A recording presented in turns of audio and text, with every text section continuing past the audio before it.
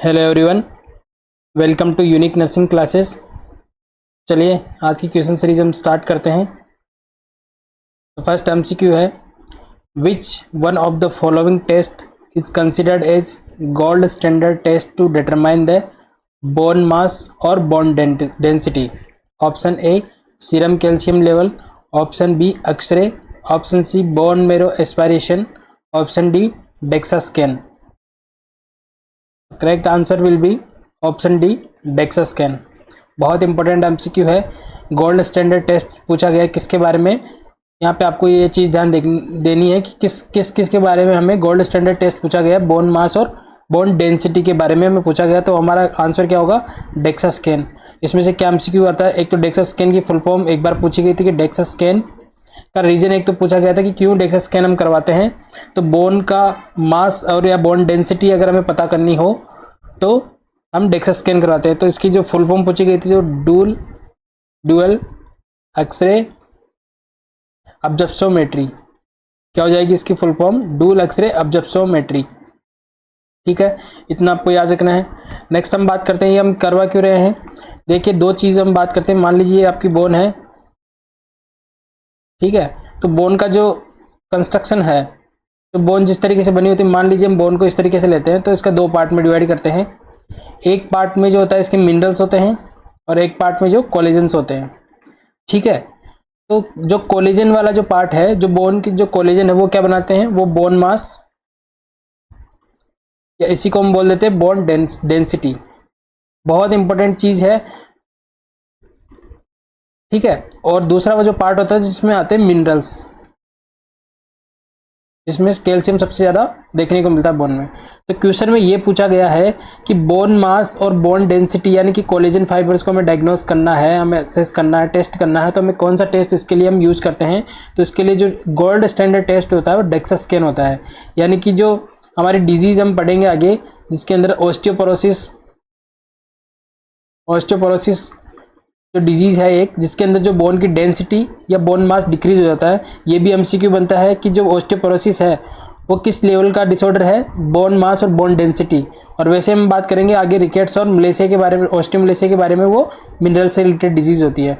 तो जैसे हमें ऑस्टियोपोरोसिस के बारे में पता करना है तो हमें कौन सा टेस्ट करवाएंगे, हम बोन मास और बोन डेंसिटी को चेक करने के लिए डेक्सा स्कैन हम टेस्ट करवाते हैं। तो बहुत इंपॉर्टेंट एमसीक्यू है। इससे रिलेटेड हम नेक्स्ट एमसीक्यू में डिस्कस और करते हैं। नेक्स्ट एमसीक्यू हमारा, rachitic rosary is the characteristic sign of which disease. Option A osteoporosis, option B rickets, option C osteomalacia, option D osteomyelitis.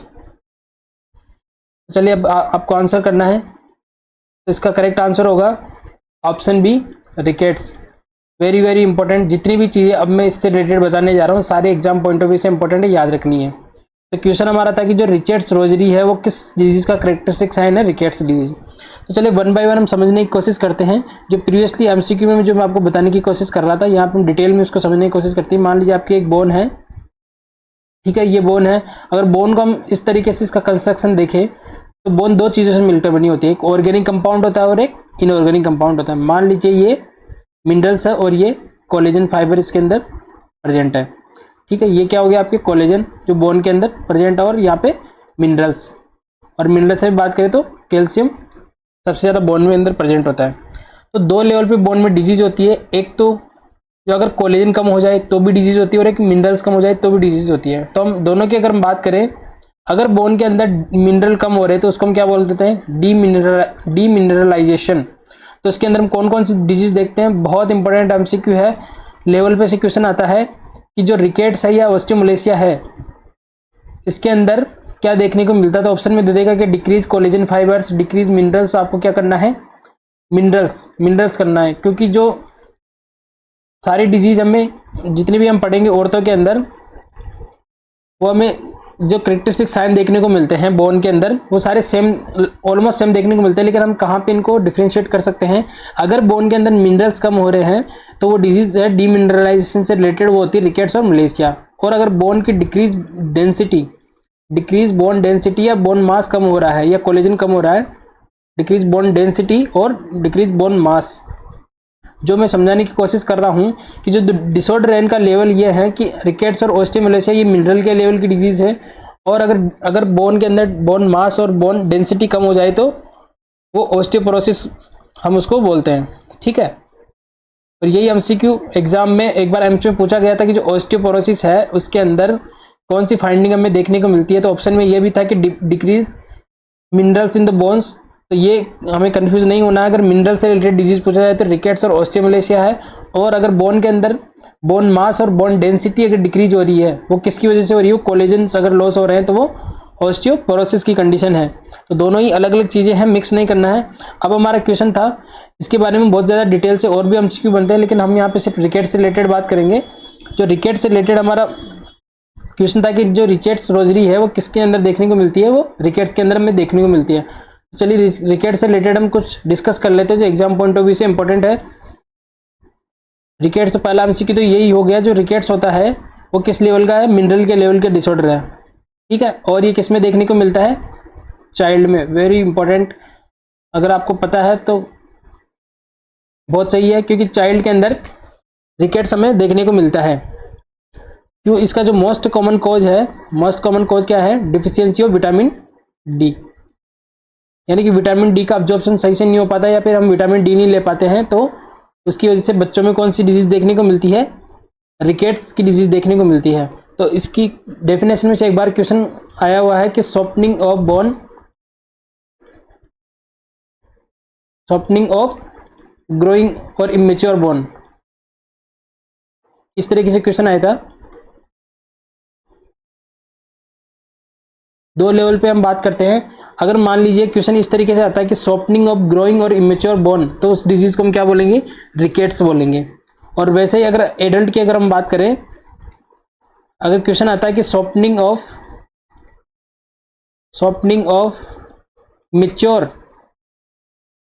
Mature bone, यानी कि जो बोन मिच्योर हो चुकी है, अगर उसकी सॉफ्टनिंग हो जाती है तो उसको हम क्या बोलते हैं एडल्ट्स के अंदर, उसको बोल देते हैं ओस्टियोमलेशिया। बस इतना ध्यान रखना है कि विटामिन डी की डिफिशियंसी से चाइल्ड के अंदर रिकेट्स की कंडीशन डेवलप होती है और एडल्ट के अंदर ओस्टियोमलेशिया की कंडीशन डेवलप हो जाती है। और रिकेट्स के अंदर क्या इंपॉर्टेंट है फीचर, रिकेट्स के अंदर कुछ इंपॉर्टेंट कैरेक्टरिस्टिक्स में से क्वेश्चन पूछे जाते हैं। वो कौन कौन से कैरेक्टरिस्टिक्स बात करते हैं, जो अर्लीस्ट साइन होता है, अर्लीस्ट जो साइन होता है हमें स्कल के अंदर देखने को मिलता है, जिसके अंदर जो चाइल्ड होता है उसमें स्कल की जो सॉफ्टनिंग हो जाती है, स्कल जो बोन है उसकी सॉफ्टनिंग हो जाती है, इसको हम क्या बोलते हैं, क्रेनियोटेप्स। क्या बोलते हैं, क्रेनियोटेप्स। यानी कि जो स्कल है चाइल्ड का, उसकी सॉफ्टनिंग हो जाती है, जिसकी वजह से जो स्पेस है, जो स्पेस ज़्यादा बढ़ जाता है, यानी कि जो बोन है उसकी सॉफ्टनिंग हो जाती है, उसको हम क्या बोल देते हैं, क्रेनियोटेप्स। अर्लीस्ट साइन होता है रिकेट्स का। बहुत इंपॉर्टेंट एमसीक्यू है, याद रखना है, वेरी वेरी वेरी इंपॉर्टेंट। क्रेनियोटेप्स की कंडीशन किस में देखने को मिलती है, हमें रिकेट्स के अंदर देखने को मिलती है, अर्लीस्ट साइन होता है रिकेट्स का। नेक्स्ट हम बात करते हैं, इसी से रिलेटेड हमें क्या देखने को मिलता है, फ्रंटल बुशिंग, यानी सॉफ्टनिंग की वजह से हमें फ्रंटल बुशिंग की कंडीशन भी देखने को मिलती है। और रिकेट्स के क्या कैरेक्टरिस्टिक साइन देखने को मिलता है हमें, रिचेट्स रोजरी जो हमारे क्वेश्चन में था, दो चीज होती है इसमें, एक तो होता है रिचेटिक रोजरी। इसमें क्या होता है, जो आपका जो कोस्ट्रोकोंडल, यानी कि जो आपकी स्टर्नम और रिब्स के बीच में जो कार्टिलेज होता है उसको हम बोलते हैं कोस्ट्रोकोंड्रल कार्टिलेज। कोस्ट्रोकोंड्रल कार्टिलेज का क्या हो जाता है, प्रोट्रूजन हो जाता है, और इसको क्या बोल देते हैं, रिकेट्स रोजरी। तो उसका जो अपीयरेंस होगा वो कुछ इस रिकेट्स रोजरी की तरह होता है, इसलिए हम उसको रिकेट्स रोजरी हम बोलते हैं, क्योंकि इसके अंदर जब रीजन पूछते हैं कि रिकेट्स रोजरी की कंडीशन हमें क्यों देखने को मिलती है, पहला तो ये एमसीक्यू पूछा जाता है कि किस में देखने को मिलती है, रिकेट्स में। और इसमें क्या होता है, जो कोस्ट्रोकोंडल जंक्शन है उसका क्या देखने को मिलता है, हमें प्रोट्रूजन देखने को मिलता है। और इससे रिलेटेड और क्या एमसीक्यू होता है, पिजन चेस्ट भी हमें इसी के अंदर देखने को मिलता है। किसका कैरेक्टरिस्टिक साइन है, पिजन चेस्ट। बच्चों में अगर रिकेट्स की कंडीशन डेवलप हो जाती है तो पिजन चेस्ट देखने को मिलता है। इसके अंदर क्या होता है, इसके अंदर भी प्रोट्रूजन होता है, किसका, स्टर्नम जो हमारी बोन है, स्टर्नम बोन का प्रोट्रूजन हमें देखने को मिलता है, किसके अंदर, रिकेट्स के अंदर। तो कुछ कैरेक्टरिस्टिक साइन है, अगर अर्लीस्ट साइन पूछे तो आपको क्रेनियोटेप्स बोलना है। क्रेनियोटेप्स के अंदर क्या होता है कि जो आपकी जो स्कल बोन है उसकी सॉफ्टनिंग हो जाती है, क्योंकि कैल्शियम का लॉस हुआ है, कैल्शियम का अब्जॉर्प्शन नहीं हो पाया, डिमिनरलाइजेशन हो जाता है, इसलिए जो स्कल बोन है उसकी सॉफ्टनिंग हो जाती है। नेक्स्ट हमसे पूछा था रिचेट्स रोजरी में क्या देखने को मिलता है, कोस्ट्रोकॉन्ड्रल प्रोट्रूजन देखने को मिलता है। और अगर पिजन सेस्ट की बात करें तो प्रोट्रूजन ऑफ स्टर्नम बोन हमें देखने को मिलता है। तो सारी चीजें आपको याद रखनी है। और क्या इसमें से पूछ सकते हैं, नेक्स्ट हम बात करते हैं रिकेट्स में से और क्या इंपॉर्टेंट एमसीक्यू बनते हैं। जो अगर हम इसका डायग्नोसिस करते हैं, एक और चीज इसमें देखने को मिलती है जेनु वेरम, यानी इसको क्या बोलते हैं हम, बो लेग। कुछ इस तरीके से जो चाइल्ड के अंदर जो लेग है वो कुछ इस तरीके से देखने को मिलता है। दो कंडीशन होती है, ये तो होती है जेनु वेलगम, इसके अंदर जो नीज है वो उनका पास में इस तरीके से आ जाते हैं, और ये होता है जेनु वेलगम वेरम। तो रिकेट्स में कौन सी कंडीशन देखने को मिलती है, जेनु वेरम की कंडीशन हमें देखने को मिलती है। इंपॉर्टेंट एमसीक्यू, ये भी एग्जाम पॉइंट ऑफ व्यू से बहुत इंपॉर्टेंट है, ये भी पूछा जाता है। और इंपॉर्टेंट जो एमसीक्यू पूछा गया था रिसेंट एग्जाम में, वेरी वेरी इंपॉर्टेंट, एक साइन देखने को मिलता है रिकेट्स के अंदर, कौन सा, उसको हम बोलते हैं बाई मेलियोलार साइन। बाई मेलियोलार साइन हमें देखने को मिलता है किसके अंदर, बहुत इंपॉर्टेंट है, याद रखना है। इसके अंदर क्या होता है, जो हमारी एंकल है वो, जो हमारा मेलियोलस है वो डबल डबल शेप में आ जाता है, उसको हम क्या बोलते हैं, डबल एंकल बन जाती है, इसमें देखने को मिलती है। बहुत इंपॉर्टेंट, कितने सारे एमसीक्यूज इसमें से बनते हैं, जिसके साइन है rachitic rosary, craniotabes, frontal bruising, pigeon chest, bimalleolar sign और जेनु वेरम। इतनी सारी कैरेक्टरिस्टिक्स रिकेट्स में हमें देखने को मिलते हैं। और लास्ट चीज इसमें जो हम देखने को मिलते हैं, जब हम एक्सरे करवाते हैं चाइल्ड का, जो व्रिस्ट है, सबसे पहले हम किसको प्रायोरिटी देते हैं, व्रिस्ट। तो व्रिस्ट में क्या होता है, वाइडनिंग देखने को मिलती है।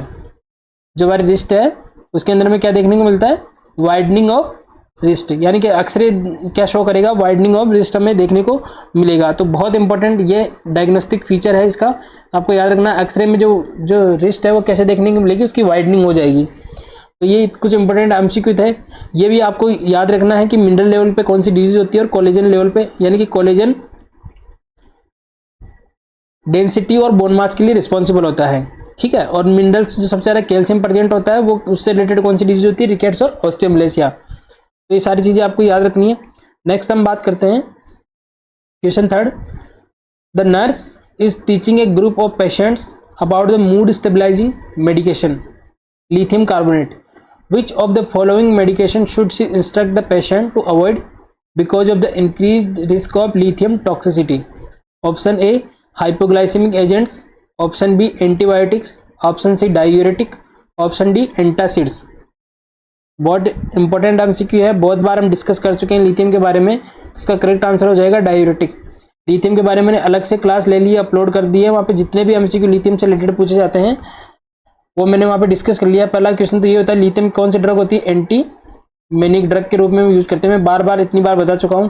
जो इसका प्रोपाइलेक्टिक लेवल होता है वो 0.5 to 0.8 मिलीक्यूलेंट पर लीटर होता है, और जिसका थेरापेटिक लेवल होता है वो 0.8 to 1.2 मिलीक्यूलेंट पर लीटर होता है। अब टॉक्सिसिटी में से सिम्टम पूछे जाए कि किन किन कंडीशन के अंदर लिथियम की टॉक्सिसिटी देखने को मिलती है, तो एक तो कंडीशन होती है हाइपोनेट्रीमिया, यानी कि जो पेशेंट के लिथियम चल रहा है उसके अंदर हमें सोडियम कम नहीं होने देना है। अगर किसी का हाइपोनेट्रीमिया है तो हमें सोडियम को विदहोल्ड करना है, क्योंकि जैसे ही सोडियम कम होगा लिथियम की टॉक्सिसिटी बढ़ जाती है। मैकेनिज्म सारा मैंने क्लास अपलोड की लिथियम को, उसमें मैंने समझा दिया है। नेक्स्ट हम बात करें, अगर पेशेंट डायूरेटिक थेरेपी पे हैं, अगर डायूरेटिक थेरेपी अगर हम देते हैं लिथियम के साथ में, तो वो क्या करती है, लिथियम टॉक्सिसिटी का कारण बनती है। तो यही एमसीक्यू हमारे पूछा गया है कि जो पेशेंट है लिथियम कार्बोनेट चल रहा है तो कौन सा जो ड्रग है उसको हम इंस्ट्रक्ट करेंगे अवॉइड करने के लिए, डायूरेटिक, क्योंकि ये टॉक्सिसिटी कोज करती है। और क्या एमसीक्यू बनता है, ये हाइपोथायराइडिज्म कोज करता है लिथियम, यानी कि जो T3 T4 का आयोडाइनाइजेशन नहीं होने देता है, इसकी वजह से हाइपोथायराइडिज्म की कंडीशन में लिथियम टॉक्सिसिटी के अंदर देखने को मिलती है। लिथियम टॉक्सिसिटी के साइन हमें कब देखने को मिलता है, 1.5 से अगर ज़्यादा हो जाए तो हम इसको टॉक्सिसिटी बोल देते हैं। और इसका जो साइन होंगे पहले क्या होंगे, नोजिया, वोमिटिंग, अब्डोमिनल पेन। ये सारी चीज़ें हमने लिथियम की जो अलग क्लास डिस्कस की है उसके अंदर बहुत डिटेल से बता दी, वहाँ जाके आप देख सकते हैं। तो हम यहाँ पे ज़्यादा डिटेल से हम इसके बारे में बात नहीं करेंगे। तो हमारा करेक्ट आंसर हो जाएगा डायूरेटिक। दो चीज़ों का आपको ध्यान रखना, अगर लिथियम से रिलेटेड पूछा जाए तो एक तो सोडियम सोडियम लेवल हमेशा चेक करना है, नर्सिंग रिस्पॉन्सिबिलिटी है, और डायूरेटिक थेरेपी हमें अवॉइड करनी है और सोडियम हाइपोनेट्रीमिया की कंडीशन डेवलप नहीं होने देनी है। नेक्स्ट हम बात करते हैं the psychiatric client getting the antipsychotic drugs and the client getting the symptoms of agitation, feeling of restlessness, dysphoria, difficulty in sleeping. The group of this adverse effect is called as option A है akathisia, option B tardive dyskinesia, option C pseudo parkinsonism, option D neuroleptic malignant syndrome। तो चलिए, बहुत अच्छा MCQ है, answer करना है आपको। तो इसका जो करेक्ट आंसर हो जाएगा ऑप्शन ए akathisia। बहुत इंपॉर्टेंट एमसीक्यू है। एंटीसाइकोटिक और साइकोफार्मा में से हमेशा नोट से एक क्वेश्चन या 2 क्वेश्चन हमेशा पूछ रहा है। तो हम यहाँ पे क्या क्वेश्चन पूछा गया कि अगर कोई पेशेंट एंटीसाइकोटिक ले रहा है और उसमें ये सिम्टम देखने को मिल रहे हैं तो ये किसको डिनोट करते हैं, तो ये akathisia को डिनोट करते हैं। एंटीसाइकोटिक से मैंने जितने भी नाम आते हैं, neuroleptic, ataractic, D2 receptor blocker, major tranquilliser, ये 4 नाम होते हैं एंटीसाइकोटिक। हम पहले प्रीवियस सीरीज में बार बार डिस्कस कर चुके हैं। दो चीज़ें और इसमें ऐड कर लीजिए। मैक्सिमम ये जो चारों डिसऑर्डर है ये एंटीसाइकोटिक का साइड इफेक्ट है। इनको क्या बोलते हैं हम? Extra pyramidal symptom. क्या बोलते हैं इसको? एक्स्ट्रा पायरामिडल सिम्टम के अंदर ये चीज़ें देखने को मिलती है। ठीक है, इसके अंदर एक और चीज़ आती है, वो होता है आपका डिस्टोनिया। तो ये जो 4 चीज़ें हैं ये इसको हम क्या बोलते हैं? EPS। ये एंटीसाइकोटिक का एडवर्स इफेक्ट होता है, एक्स्ट्रा पैरामिडल सिम्टम देखने को मिलते हैं। तो अगर हम बात करें कि जो मैक्सिमम EPS है वो कौन सी ड्रग कोज करती है, ये भी MCQ exam point of view से बहुत इंपॉर्टेंट पूछा गया। तो अगर मैक्सिमम EPS के बारे में बात करें तो जो हेलोपेरिडोल है, जो ड्रग है एंटीसाइकोटिक हेलोपेरिडोल, ये क्या करती है? मैक्सिमम EPS कोज करती है। यानी कि सबसे ज़्यादा साइड इफेक्ट EPS के हेलोपेरिडोल जब हम देंगे पेशेंट को तब देखने को मिलते हैं। नेक्स्ट हम बात करेंगे अगर सबसे मिनिमम EPS कौन सी कोज करती है, तो वो आपकी क्लोजेपिन जो होती है सबसे मिनिमम EPS कोज करती है। दोनों MCQ है, बहुत इंपॉर्टेंट है, एग्जाम पॉइंट ऑफ व्यू से पूछे गए हैं। अब हम बात करते हैं कि EPS क्या होता है और इनमें क्या क्या फाइंडिंग देखने को मिलती है। हमारा MCQ था कि अगर पेशेंट को एजिटेशन हो रहा है, फीलिंग ऑफ रेस्टलेसनेस हो रहा है, डिस्फोरिया होता है, डिफिकल्टी इन स्लीपिंग हो रहा है, तो हम इसको क्या बोल देंगे? akathisia। बेसिकली ये पूछना चाह रहा है कि किस टाइप का EPS डेवलप हो रहा है पेशेंट के अंदर, एंटीसाइकोटिक चल रही है। तो चलिए हम थोड़ा 2 लाइन इनके बारे में डिस्कस कर लेते हैं कि EPS में हमें क्या क्या फाइंडिंग देखने को मिलती है। मान लीजिए किसी पेशेंट को क्वेश्चन इसी तरीके से आएगा कि एंटीसाइकोटिक चल रही है और आपको कोई क्लिनिकल फीचर दे देगा चारों EPS में से, तो आपको आइडेंटिफाई करना है कि कौन सा EPS उसके अंदर डेवलप हो रहा है। तो EPS की अगर हम बात करें तो 4 चीज़ें हम एक्स्ट्रा पैरामिडल सिम्टम के अंदर पढ़ते हैं। पहला हम बात करते हैं स्यूडो पार्किंसोनिज्म। स्यूडो पार्किंसोनिज्म यानी जो पार्किंसन डिजीज, सूडो का मतलब क्या होता है? फॉल्स। सूडो पार्किंसनिज्म का मतलब क्या हो जाएगा? जब पेशेंट को एंटीसाइकोटिक ड्रग चलती है तो सूडो पार्किंसनिज्म डेवलप हो जाता है। यानी कि जो हमें पार्किंसन डिजीज की तरह जो सिम्टम दिखाई देंगे, लेकिन वो पार्किंसन डिजीज रियल में नहीं होती है, वो फॉल्स सिम्टम होते हैं, इसलिए इसको हम क्या बोलते हैं? Pseudo parkinsonism. तो इसमें कौन कौन से सिम्टम हमें देखने को मिलते हैं? अगर आपको क्वेश्चन ये पूछा जाए कि किसी को एंटीसाइकोटिक थेरेपी चल रही है और पेशेंट सडन शो करने लगता है, ट्रेमर, पेशेंट की जो एक्सट्रीमिटी है उसके अंदर हमें रिजिडिटी देखने को मिलती है और पेशेंट के मूवमेंट कम हो जाते हैं, जिसको हम क्या बोलते हैं? ब्रेडिकाइनेसिया। तो कौन सा EPS पेशेंट के अंदर डेवलप हो रहा है? तो आपका आंसर हो जाएगा सूडो पार्किंसनिज्म की कंडीशन उसमें अंदर देखने को मिल रही है। ये किसका क्लासिकल ट्राइड है? पार्किंसन डिजीज का। ये भी याद रखना आपको, इंपॉर्टेंट MCQ। नेक्स्ट हम बात करते हैं सेकंड EPS जो डेवलप होता है वो होता है आपका akathisia। akathisia अगर डेवलप हो रहा है तो हम कैसे आइडेंटिफाई करेंगे पेशेंट के अंदर? सबसे पहला तो MCQ ये होता है कि मोस्ट कॉमन EPS है, ये सबसे पहले सबसे ज़्यादा डेवलप होने वाला EPS है। बहुत इंपॉर्टेंट MCQ है, एग्जाम पॉइंट ऑफ व्यू से स्टार लगा लीजिए। जो मोस्ट कॉमन EPS है वो कौन सा होता है? akathisia डेवलप होता है। ठीक है, अब इसमें क्या होता है, क्या सिम्टम देखने को मिलता है? जो पेशेंट होता है, पेशेंट को एक जगह बैठना नहीं होता है, वो स्ट्रॉन्ग अर्ज होती है, उसकी बाहर घूमने की इच्छा होती है, strong urge to move out. उसको लगता है कि वो बाहर चले जाए, उसको एक जगह बैठना पसंद नहीं होता, उसको बार बार ऐसा लगता है कि वो उठ के कहीं बाहर चले जाए। ठीक है, वो एक जगह पे ज़्यादा देर तक बैठा नहीं रह सकता। तो इनएबिलिटी टू सिट स्टिल, यानी कि शांत एक जगह पे वो बैठा नहीं रह पाता, उसके अंदर हमें अलग अलग मूवमेंट देखने को मिलते हैं और इसी को हम बोलते हैं वॉकिंग, यानी कि बोलता रहेगा और चलता रहेगा, एक जगह बैठता नहीं, इसको बोलते हैं वॉकिंग एंड टॉकिंग सिंड्रोम, क्या बोल देंगे, वॉकिंग ऑफ टॉकिंग सिंड्रोम। तो ये एक अगर ऐसे सिम्टम पेशेंट के अंदर, एजिटेट हो रहा है, वो एक जगह बैठ नहीं पा रहा है, अपना पाँव बार बार हिला रहा है, फुट मूवमेंट अगर देखने को मिल रहा है, एक और चीज़ होती है रैपिड फुट मूवमेंट, यानी कि एजिटेशन हो रही है, एक जगह वो बैठ नहीं पा रहा, बार बार मूवमेंट कर रहा है, तो कौन सा ईपीएस डेवलप हो रहा है उसके अंदर, एकेथीसिया। और यही हमारा एमसीक्यू हमने पूछा था कि पेशेंट को अगर एजिटेशन हो रहा है, रेस्टलेसनेस हो रही है, डिस्फोरिया हो रहा है, डिफिकल्टी स्लीपिंग, यानी सो भी नहीं पा रहा है सही से, उसमें इतनी ज़्यादा एंजाइटी हो रही है, तो कौन सा ईपीएस डेवलप हो रहा है पेशेंट के अंदर, एकेथीसिया। ये भी इंपॉर्टेंट एमसीक्यू, एक ना एक ईपीएस देके आपको उसके कैरेक्टरिस्टिक्स हमेशा पूछते हैं, तो आपको ये याद रखना है। मोस्ट कॉमन ज़्यादा ये डेवलप होता है, इसलिए आपको ज़्यादा ध्यान एकेथीसिया पे देना है। नेक्स्ट हम बात करते हैं, अगर थर्ड ईपीएस की अगर हम बात करें तो थर्ड होता है आपका डिस्टोनिया। ठीक है, डिस्टोनिया की कंडीशन में क्या होता है, किस तरीके से हम आइडेंटिफाई करेंगे कि पेशेंट को डिस्टोनिया की कंडीशन हो रही है। इसके अंदर क्या होगा, जो अबनॉर्मल कॉन्ट्रैक्शन होने को देखने को मिलते हैं, अबनॉर्मल इनवॉलेंट्री कॉन्ट्रैक्शन पेशेंट के अंदर में देखने को मिल रहा है, तो हम आइडेंटिफाई कर लेंगे कि उसको डिस्टोनिया की कंडीशन देखने को मिल रही है। और इसके अंदर जो इंपॉर्टेंट फीचर देखने को मिलता है वो क्या देखने को मिलता है, बहुत इंपॉर्टेंट एमसीक्यू है, याद रखना है, ओक्यूलोगायरिक क्राइसिस। इसमें क्या होता है, जो हमारी जो आई बॉल है उसकी जो कौन सी मसल्स है, लेटरल रेक्टस मसल्स है, उसका इन्वॉल्वमेंट हो जाता है, जिसकी वजह से रैपिड आई मूवमेंट देखने को मिलता है पेशेंट के अंदर। रैपिड क्या करेगा, लेटरली आई का मूवमेंट करेगा, रैपिड आई मूवमेंट, उसको हम क्या बोल देंगे, ओक्यूलोगायरिक क्राइसिस हम उसको बोल देते हैं।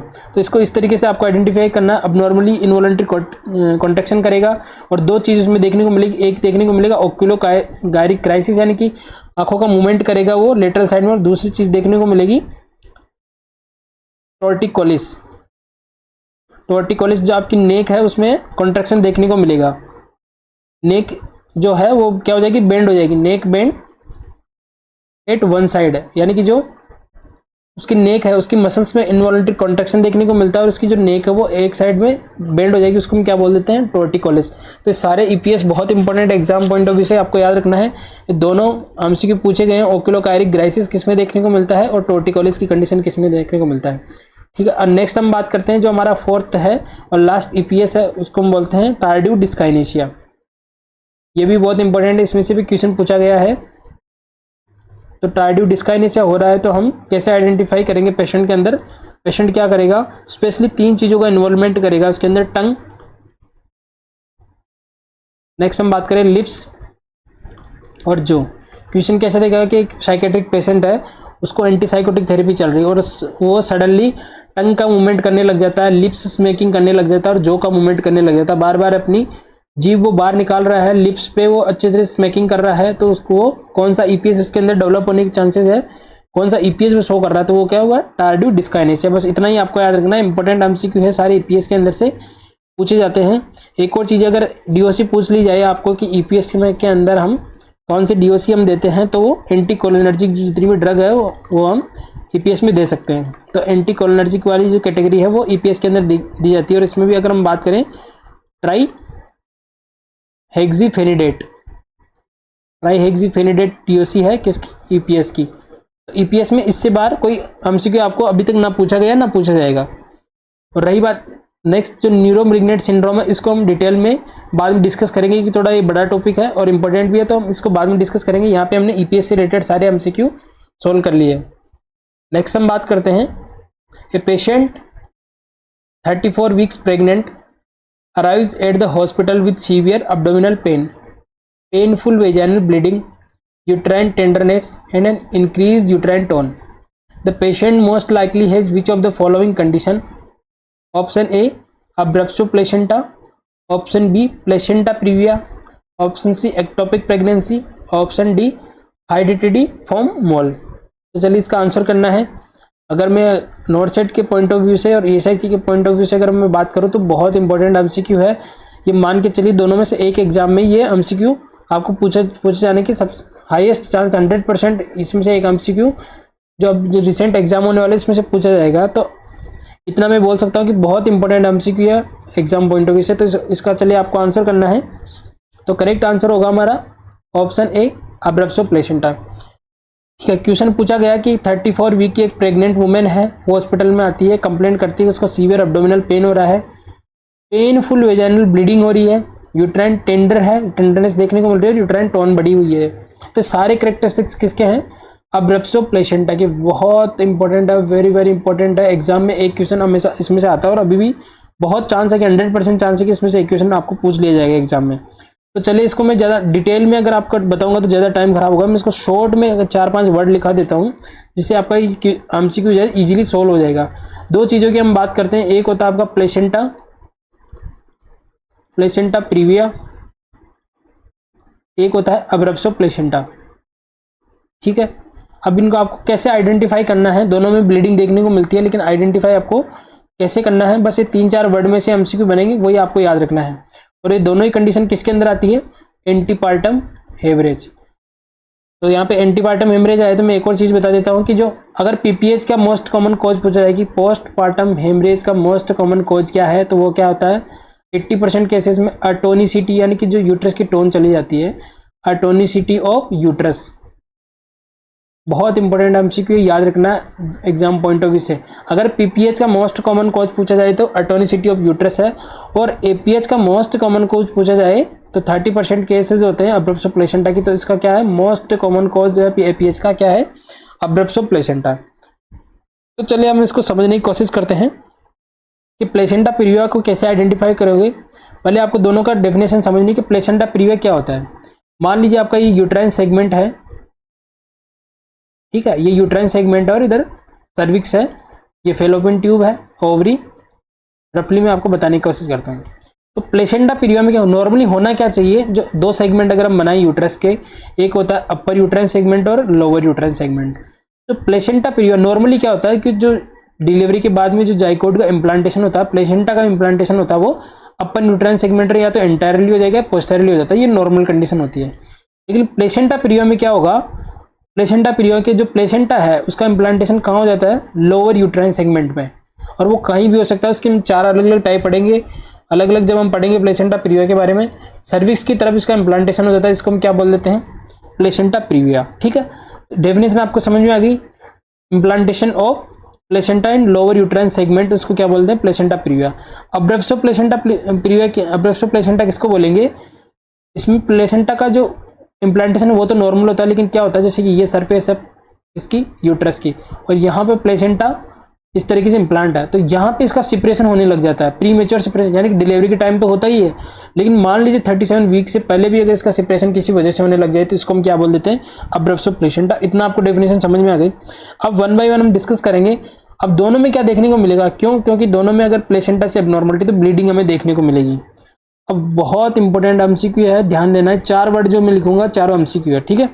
इसके अंदर जो ब्लीडिंग देखने को मिलेगी वो कैसे देखने को मिलेगी? Painless bleeding. बहुत बहुत बहुत इंपॉर्टेंट है, कोई पेन नहीं देखने को मिलेगा। क्वेश्चन इस तरीके से आया था नोट सेट के अंदर प्रीवियसली। एम्स जो इंडिविजुअल एम्स था कि एक प्रेग्नेंट वुमेन है और वो मॉर्निंग में अपने बेड से उठती है, ठीक है, सडनली वो देखती है कि उसका बेड पे कंप्लीट पूल ऑफ ब्लड बना हुआ है। ये वर्ड यूज हुआ था, पूल ऑफ ब्लड, यानी कि वो पूरी की पूरा चारों तरफ उसने देखा कि पूरा वहाँ पे ब्लड फैला हुआ है, लेकिन उसको पता भी नहीं चला। रेस्ट कर रही थी, स्लीप कर रही थी, और उस दौरान उसकी ब्लीडिंग हो गई, हेवी ब्लीडिंग हो गई, चारों तरफ उसका ब्लड का इतना हेवी ब्लीडिंग हो गई, पूल बन गया।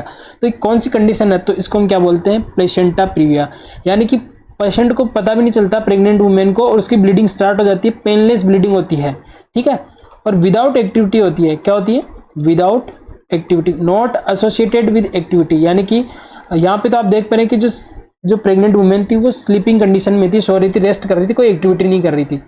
फिर भी अगर उसकी ब्लीडिंग स्टार्ट हो गई तो 2 करेक्टरिस्टिक्स आपको ध्यान रखना है। इसकी जो ब्लीडिंग होगी वो पेनलेस होगी, कोई पेन उसमें देखने को नहीं मिलेगा, और विदाउट एक्टिविटी, यानी कि एक्टिविटी के साथ एसोसिएटेड नहीं होगी, ठीक है।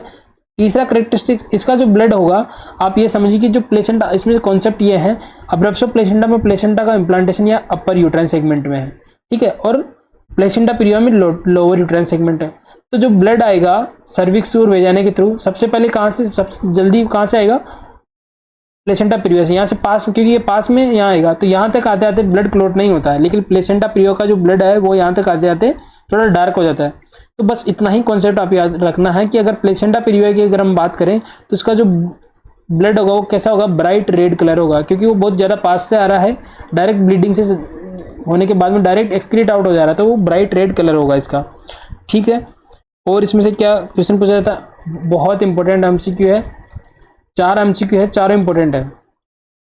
इसमें जो यूट्रस देखने को मिलेगा वो कैसे देखने को मिलेगा, सॉफ्ट देखने को मिलेगा और रिलैक्स देखने को मिलेगा। और ऐसा क्यों होता है, क्योंकि प्लेसेंटा का जो इम्प्लांटेशन है वो लोअर यूट्राइन सेगमेंट में है, तो जो अपर में होना चाहिए नॉर्मली वो नहीं हो पाता, लोअर में होता है, इसलिए जो अपर वाला पार्ट है वो सॉफ्ट और रिलैक्स देखने को मिलता है।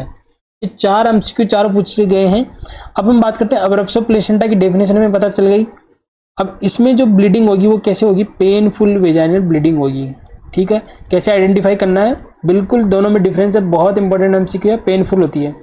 नेक्स्ट हम बात करते हैं एसोसिएटेड विद एक्टिविटी। ये तभी होती है जब कोई जो फीमेल है वो एक्टिविटी करती है, कोई वॉकिंग करती है या कुछ भी एक्टिविटी कुछ भी काम करती है, तो एसोसिएटेड विद एक्टिविटी। और जो इसका जो ब्लड है वो कैसा होगा, डार्क रेड कलर का ब्लड होगा। कैसा होगा, डार्क रेड कलर का जो है ब्लड होगा। और नेक्स्ट एमसीक्यू है, ये चारों एमसीक्यू है। नेक्स्ट एमसीक्यू जिसमें यूट्रस हमें कैसे देखने को मिलेगा, फिर्म और टेंडर हमें देखने को मिलेगा, टेंडरनेस वहाँ पे यूट्रस के अंदर देखने को मिलेगी, फिर्म, टेंडर और इसी को बोलते हैं हार्ड हमें देखने को मिलेगा। यहाँ पे सॉफ्ट था, यहाँ पे हार्ड। बस ये 4 एमसीक्यू आपको बहुत इंपॉर्टेंट, 4 जो वर्ड है, 4 लाइन है, इसी में से एमसीक्यू पूछे गए हैं। आपको करेक्टरिस्टिक बिल्कुल ऐसा क्वेश्चन देगा कि अब्डोमिनल पेन हो रहा है, पेनफुल वेजाइनल ब्लीडिंग हो रही है, और ये इस वर्ड पे आपको ध्यान देना है, यूट्राइन टेंडरनेस आपको देखने को मिल रही है, यूट्राइन टोन बढ़ी हुई है, तो आपका आंसर हो जाएगा अब्रप्शो प्लेसेंटा। बहुत इंपॉर्टेंट एमसीक्यू है, फिर से बोल रहा हूँ, बहुत इंपॉर्टेंट एमसीक्यू। एक बार एग्जाम में ये क्वेश्चन बहुत चांसेस है कि पूछा जाए। और एपीएच का मोस्ट कॉमन कॉज पूछ ले तो अब्रप्शो प्लेसेंटा, और पीपीएच का मोस्ट कॉमन कॉज पूछ ले तो एटोनिसिटी ऑफ यूट्रस है। तो सारी चीजें, ये 4 वर्ड याद रखना। आपको ज्यादा डिटेल अगर आपको याद नहीं हो पाती तो 4 वर्ड जरूर याद रख लेना कि किस तरीके से क्या फाइंडिंग इसमें देखने को मिलती है।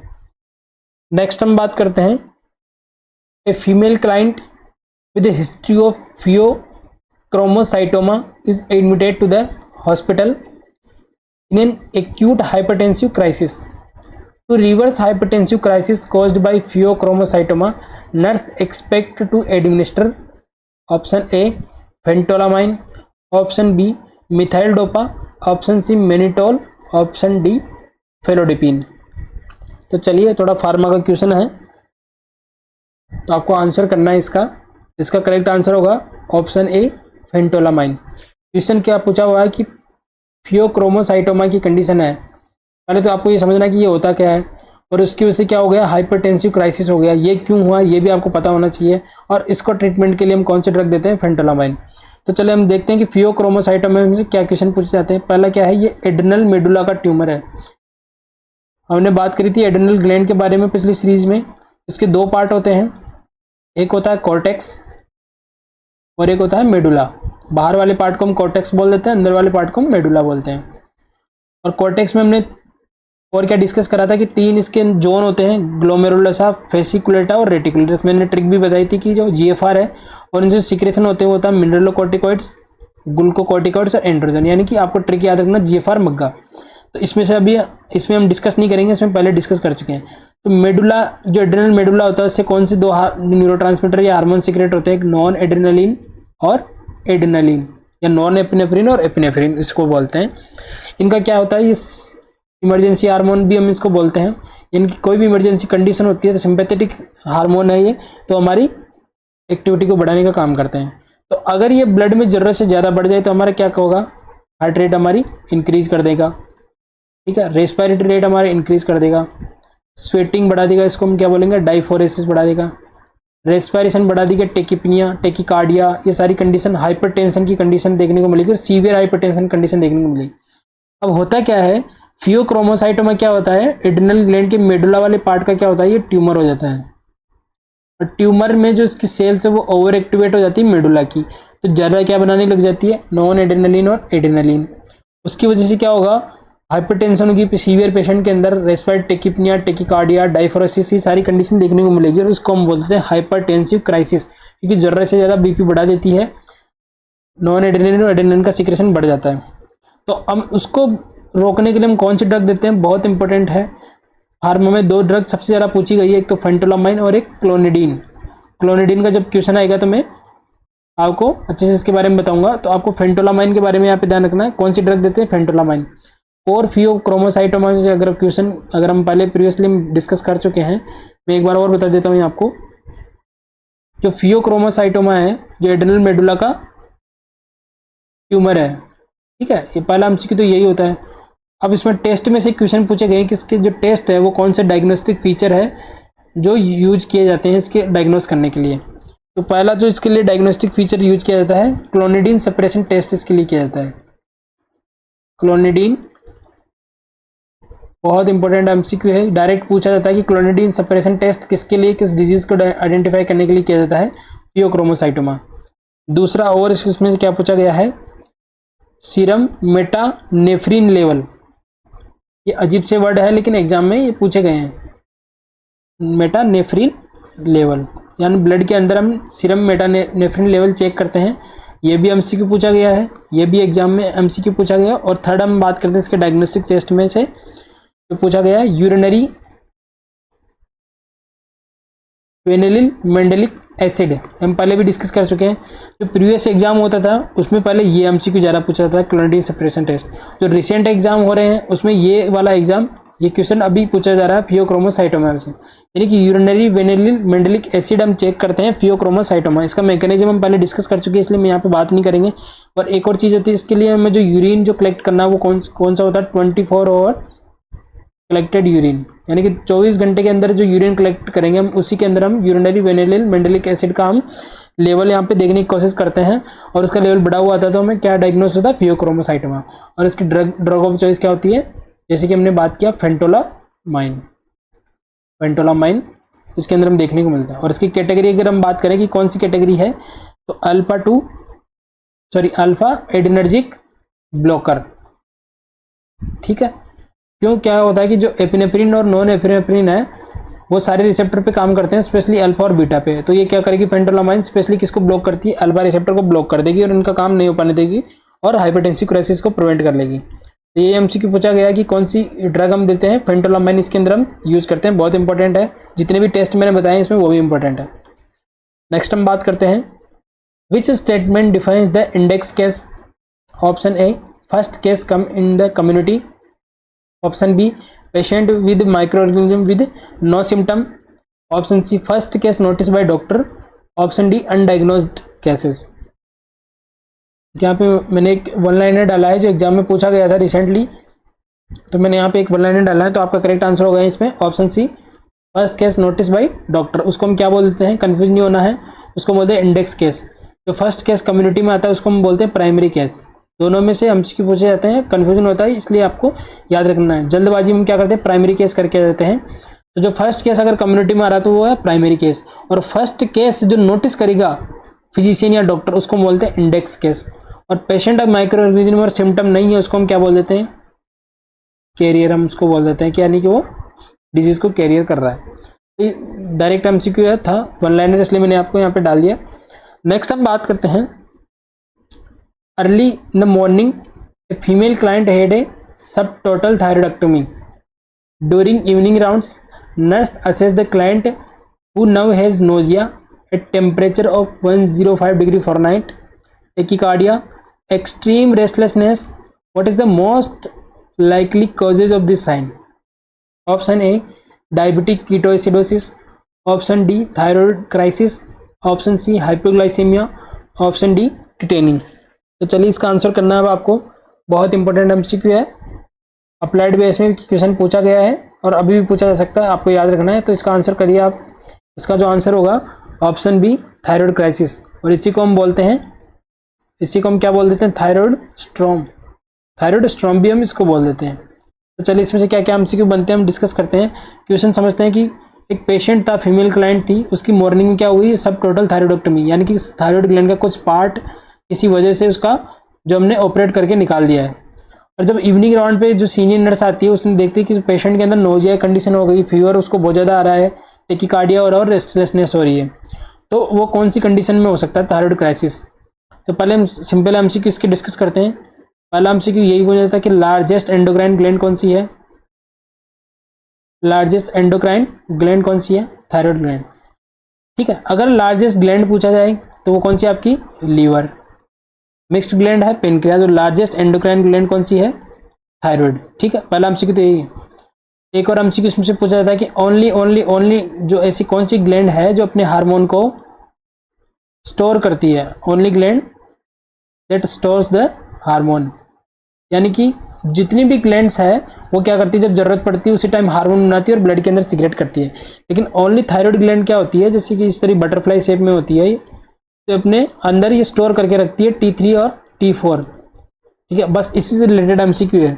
ऐसा क्यों हुआ, जब हम किसी भी और ग्लैंड की हम सर्जरी करते हैं तो उसमें कभी भी सडन लेवल नहीं बढ़ता है, लेकिन जब हम थायराइड ग्लैंड का मान लीजिए ये वाला पार्ट करके कट करके हम निकाल रहे हैं, तो ऐसा क्यों हुआ कि पेशेंट के अंदर इतने सारे सिम्टम हमें देखने को मिले। क्यों ऐसा होता है, क्योंकि थायराइड ग्लैंड ओनली ऐसी ग्लैंड है जो अपने हार्मोन को स्टोर करने का काम करती है। ठीक है, स्टोर करके रखती है, अपने T3 T4 इसके अंदर भरे हुए रहते हैं। जैसे ही हमने थायराइडक्टमी करी तो ये जो स्लो रिलीज होते थे, जो हमारी बॉडी के रिक्वायरमेंट के हिसाब से ये रिलीज करती थी body thyroid gland T3 and T4। लेकिन यहाँ पे क्या हुआ, हमने थायराइडक्टमी करी, एक्सेसिव रिलीज हो गया T3 एंड T4 का, और T3 और T4 क्या करेंगे पेशेंट के अंदर, क्या करेंगे टेम्परेचर बढ़ा देंगे, टेकिकार्डिया करेंगे, रेस्टलेसनेस करेंगे। तो ये इसी को हम क्या बोल देते हैं थायराइड, इसी को हम बोलते हैं थायराइड स्टॉर्म। बहुत इंपॉर्टेंट एमसीक्यू है, थायराइड क्राइसिस इसको हम बोलते हैं। यानी कि हाइपरथायराइडिज्म तो एक कंडीशन होती है जिसके अंदर T3 T4 का लेवल ब्लड के अंदर बढ़ जाता है, लेकिन थायराइड क्राइसिस में क्या होता है सडन लेवल बढ़ता है। क्यों, क्योंकि एक साथ ही जो स्टोर थे वो एक साथ ही बाहर ब्लड में आ जाते हैं थायराइडक्टमी की वजह से, इसलिए सारे सिम्टम इसके अंदर हमें देखने को मिलते हैं। तो नॉर्मली आपको नॉर्मल अगर फंक्शन पता होंगे, अगर हम बात करें T3 और T4 की अगर नॉर्मल फंक्शन बात करें तो क्या होगा, अगर ये बढ़ जाते हैं तो क्या करते हैं, दो लेवल पे हम बात करते हैं इसके। अगर बढ़ जाते हैं तो इसको क्या बोलते हैं हाइपर थायरोडिज्म, और अगर कम हो जाते हैं तो इसको हम क्या बोलते हैं हाइपोथायरोडिज्म। ठीक है, ये क्या करते हैं हमारी, अगर हाइपर थायरोडिज्म तो इंक्रीज हार्ट रेट, इसको हम क्या बोलते हैं टेकिकार्डिया, और अगर कम है तो डिक्रीज हार्ट रेट, और इसको क्या बोलते हैं ब्रेडिकार्डिया। ठीक है, और इसके अलावा इंक्रीज रेस्पिरेटरी रेट को बढ़ा देते हैं, ये डिक्रीज रेस्पिरेशन रेट को बढ़ा देते हैं। और बीपी की हम बात करें तो ये बीपी को बढ़ा देते हैं और ये कम कर देते हैं। अभी मैं ये सब चीज़ें आपको क्यों बता रहा हूँ, तो यही कारण है कि जब T3 T4 सडन रिलीज हो जाता है तो जब इनका नॉर्मल फंक्शन है कि अपने बीपी को और हार्ट रेट को ये इंक्रीज करने का काम करते हैं, लेकिन ज़रूरत से ज़्यादा रिलीज हो जाएंगे तो क्या होगा, हमारे हार्ट रेट बढ़ जाएगी, रेस्पिरेटरी रेट बढ़ जाएगी, और हमारे टेम्परेचर को भी इंक्रीज करते हैं। तो सारे सडन उसके अंदर सिम्टम देखने को मिलेंगे। ये हमसे पूछा गया है पहले एग्जाम में भी थायराइडक्टमी में से, कि पेशेंट को थायराइडक्टमी हो तो क्या सिम्टम उसके अंदर देखने को मिल सकते हैं। ये हमें जितने भी थायराइड ग्लैंड के जो T3 T4 के काम वो सारे इंक्रीज हो जाएंगे। इसमें से दो एमसीक्यू अगर मैं बात करूंगा T3 T4 के नॉर्मल फंक्शन में से, दो एमसीक्यू अगर जो पूछे गए हैं मैं आपको ये भी बता देता हूँ। इसके अंदर क्या पूछा गया, एक पूछा गया है आपका स्लीप एपनिया। ठीक है, पहला एमसीक्यू इसमें से ये पूछा गया है स्लीप एपनिया। ठीक है, ये एमसीक्यू है। दूसरा इसमें से क्या पूछा गया है, स्लीप टेकिकार्डिया। ठीक है, हाँ ये दोनों एमसीक्यू पूछेंगे कि जो स्लीप एपनिया है वो किस कंडीशन के अंदर हमें देखने को मिलता है, तो हाइपोथायरोडिज्म की कंडीशन के अंदर देखने को मिलता है। अब होता क्या है स्लीप एपनिया, मान लीजिए एक पर्सन है, उसकी हार्ट रेट यहाँ पे 80 चल रही है। ठीक है, और जब नॉर्मल कंडीशन की बात कर रहा हूँ, जब ये रेस्ट में जाता है और स्लीप यानी कि स्लीप की कंडीशन में जाता है, हमारी बॉडी रेस्टिंग के फेज में चली जाती है, तो उस दौरान हमारी जो हार्ट रेट है मान लीजिए 60 to 65 चल जाती है। ये नॉर्मल फिनोमिना है, क्योंकि जब हम रेस्टिंग फेज में होते हैं तो हमारी बॉडी को इतनी ज़्यादा रिक्वायरमेंट नहीं होती है, तो हमारी जो हार्ट रेट है वो, और रेस्पिरेशन जो हमारा स्पेशली हम बात करें, अगर जो रेस्पिरेशन है वो हमारा डिक्रीज हो जाता है और हार्ट रेट भी डिक्रीज हो जाती है। लेकिन अब क्या होता है, पेशेंट के अंदर अगर हाइपरथायरोडिज्म की कंडीशन है तो जो नॉर्मली यूजुअली ब्रेडिकार्डिया हो जाना चाहिए था पेशेंट को, रेस्पिरेटरी रेट कम हो जानी चाहिए, जो कि नॉर्मल फिनोमेना है। लेकिन हाइपरथायरोडिज्म की कंडीशन है और T3 T4 बढ़ा हुआ, तो उसकी स्लीपिंग की कंडीशन के अंदर भी उसकी हार्ट रेट हमें बढ़ी हुई देखने को मिलती है, और इसी को हम क्या बोल देते हैं स्लीप टेकिकार्डिया। और वैसे स्लीप एपनिया क्या होता है, नॉर्मली क्या होता है जब हम स्लीपिंग कंडीशन में जाते हैं तो हमारा रेस्पिरेटरी रेट नॉर्मल से कम हो जाती है, क्योंकि हम रेस्टिंग फेज में होते हैं। अब ऑलरेडी हमारे रेस्पिरेटरी रेट जो कम हो गई है, लेकिन हाइपोथायरोडिज्म की कंडीशन के अंदर क्या होता है, T3 T4 कम है तो और ज़्यादा हमारी रेस्पिरेटरी रेट कम हो जाएगी, और एक तरीके से एपनिया की कंडीशन, एपनिया का मतलब क्या होता है एब्सेंस ऑफ रेस्पिरेशन। तो दो कंडीशन हो गई। स्लीप एपनिया किस में देखने को मिलेगा, हाइपोथायरॉयडिज्म की कंडीशन में, और स्लिप टेकिकार्डिया किसके अंदर देखने को मिलेगा, हाइपरथायरॉयडिज्म की कंडीशन में। दोनों ही एमसीक्यू है, दोनों एग्जाम पॉइंट ऑफ व्यू से इंपॉर्टेंट है, दोनों ही प्रीवियसली एग्जाम में पूछे गए हैं, तो आपको याद रखना है। और अगर अप्लाइड पूछे तो इस तरीके से याद रखना है। अगर आप थायरॉयडेक्टमी पे अगर आपका क्वेश्चन अगर पूछा जाए और आपको ऐसा शो हो रहा है कि उसमें टेम्परेचर बढ़ गया, टेकिकार्डिया, तो बिना उसमें आपको संकोच किया आपको क्या करना है, थायराइड क्राइसिस या थायराइड स्टॉर्म उसको कर देना है। इसमें नर्सिंग रिस्पॉन्सिबिलिटी या फिर इसमें रिस्पॉन्सिबिलिटी में क्वेश्चन आता है कि अगर किसी की थायराइड सर्जरी है और उसको थायराइड क्राइसिस से बचाना है हमें, तो हमें क्या करना है, तो हमें प्री ऑपरेशन यानी कि ऑपरेशन से पहले हमें क्या पेशेंट को देनी है, एंटी थायराइड मेडिसिन देनी है, एंटी थायराइड मेडिसिन और बीटा ब्लॉकर हम देते हैं पेशेंट को। बहुत इंपॉर्टेंट रिस्पॉन्सिबिलिटी है। अगर पेशेंट को थायराइड क्राइसिस होने के चांसेस है, जो कि हो जाते हैं थायराइडेक्टमी में, तो हम प्रीवियसली उसके आधे घंटे पहले हम क्या दे देंगे, उसको एंटी थायराइड मेडिसिन दे देंगे, ताकि इन केस अगर थायराइड हार्मोन रिलीज भी होते हैं तो ये एंटी थायराइड मेडिकेशन उसको मैनेज कर लेगी। और बीटा ब्लॉकर देते हैं ताकि हमें टेकिकार्डिया में कंडीशन देखने को नहीं मिले। तो दोनों ही इंपॉर्टेंट रिस्पॉन्सिबिलिटी है, एंटी थायराइड मेडिकेशन और बीटा ब्लॉकर हम देते हैं। प्रीवियस सर्जरी उसका रीजन पूछ लेते हैं, क्योंकि थायराइड स्टॉर्म से हमें प्रिवेंट करना है पेशेंट को। नेक्स्ट हम बात करते हैं, patient arrived at an emergency department after a road traffic accident, pulse rate 127 beats per minute, blood pressure 90/56 mm of Hg with cold extremities. The nurse understand that the patient is at risk of which type of shock? Option A, neurogenic shock. Option B, hypovolemic shock. Option C, anaphylactic shock. Option D, cardiogenic shock. तो चलो बहुत easy और बहुत important MCQ है आप, तो इसका answer होगा option B, hypovolaemic shock. Question क्या पूछा गया, रोड ट्रैफिक एक्सीडेंट में किसी का जो इंजरी हुई है और उसकी वजह से ब्लड लॉस हो गया है, ठीक है, तो उसके पल्स रेट है 127, ब्लड प्रेशर उसका डाउन हो गया, उसकी एक्सट्रीमिटी वो कैसी है, कोल्ड, तो कौन सा शॉक है। तो हम जब शॉक की बात करते हैं, जो हाइपोवोलेमिक शॉक में क्या होता है, डिक्रीज ब्लड वॉल्यूम, क्योंकि इंजरी की वजह से जो हमारा ब्लड लॉस हो गया तो हमारा क्या होगा, डिक्रीज ब्लड वॉल्यूम हो जाएगी, उसकी वजह से जो हमारी एक्सट्रीमिटीज़ है वहाँ पे ब्लड सप्लाई नहीं पहुँचेगी, तो जो हमारी एक्सट्रीमिटीज कैसी हो जाएगी, कूल हो जाएगी, ठीक है। और क्योंकि ब्लड वॉल्यूम कम है तो हमें क्या देखने को मिलेगा, हाइपोटेंशन हमें देखने को मिलेगा। और हाइपोटेंशन जैसे ही बॉडी में डेवलप हुआ, बॉडी इसको कंपनसेट करने की कोशिश करती है। अब ब्लड तो बॉडी बना नहीं सकती इतनी जल्दी, तो क्या करेगी, वाटर रेट बढ़ा देगी, तो क्या देखने को मिलेगा, टेकीकार्डिया। अगर आपको शॉक पूछा जाए और ये दो सिम्टम दे दे कि पेशेंट के अंदर हाइपोटेंशन है और टेकीकार्डिया की कंडीशन पेशेंट के अंदर डेवलप हो गई, तो आपको ज़्यादा दिमाग नहीं लगाना, क्या होगा, आपका हाइपोवोलेमिक शॉक की कंडीशन होगी।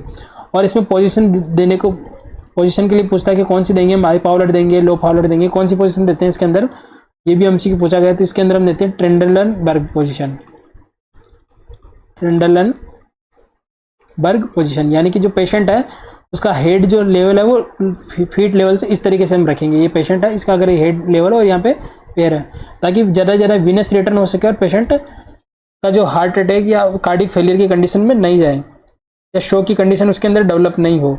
तो ज़्यादा से ज़्यादा वीनस रिटर्न के लिए हम क्या देते हैं, हाइपोवोलेमिक शॉक में ट्रेंडलबर्ग पोजीशन देते हैं।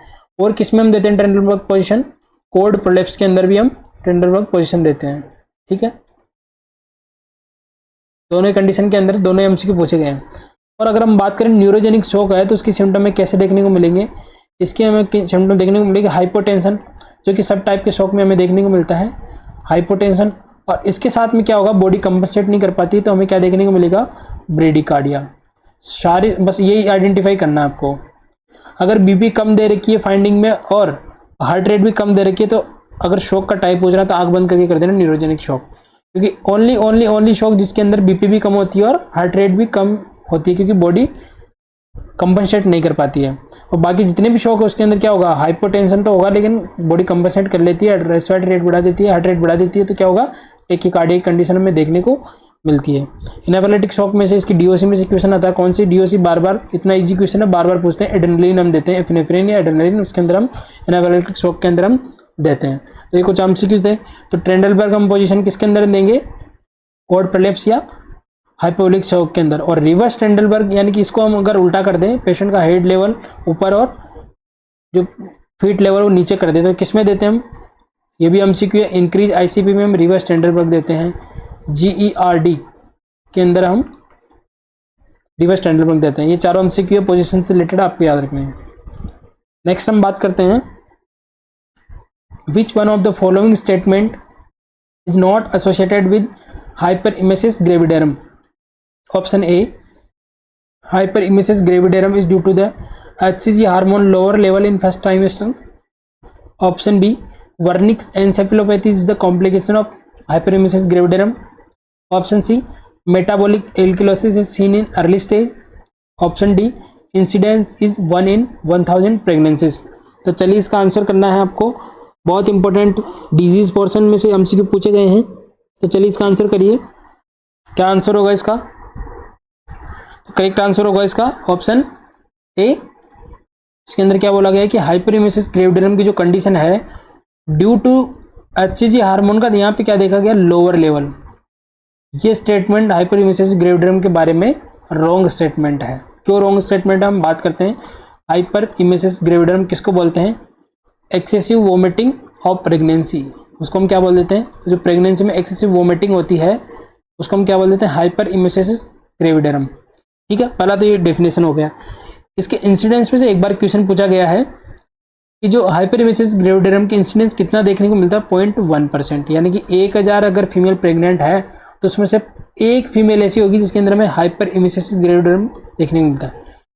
देखिए दो चीज़ होती है, एक तो होती है नॉर्मल वोमिटिंग जो सबको होती है, नॉर्मल फीमेल जो प्रेग्नेंट होती है उसको नॉर्मली वोमिटिंग होती है, तो वो तो नॉर्मल वोमिटिंग के अंदर आता है। लेकिन एक्सेसिव वोमिटिंग ज़रूरत से ज़्यादा कि उसके सारे मेटाबॉलिक उसके अंदर डिसऑर्डर डेवलप हो जाए तो उसको हम क्या बोलते हैं? हाइपरेमेसिस ग्रेविडेरम। ये ऐसा 1000 प्रेगनेंसी के अंदर एक के अंदर देखने को मिलता है, तो ये स्टेटमेंट तो करेक्ट हो गया। ठीक है, अब नेक्स्ट सी की हम बात करते हैं। मेटाबॉलिक एल्कलोसिस होता क्या है? मान लीजिए एक प्रेग्नेंट वुमेन है, ठीक है, और बार बार क्या कर रही है? वोमिटिंग कर रही है। वोमिटिंग की वजह से जो इसका जो गैस्ट्रिक हाइड्रोक्लोरिक एसिड है वो क्या हो रहा है? बार बार वोमिटिंग में लॉस हो रहा है। बार बार वोमिटिंग के साथ इसका जो HCl है वो बाहर आ रहा है, और HCl क्या है? एसिडिक होता है नेचर में।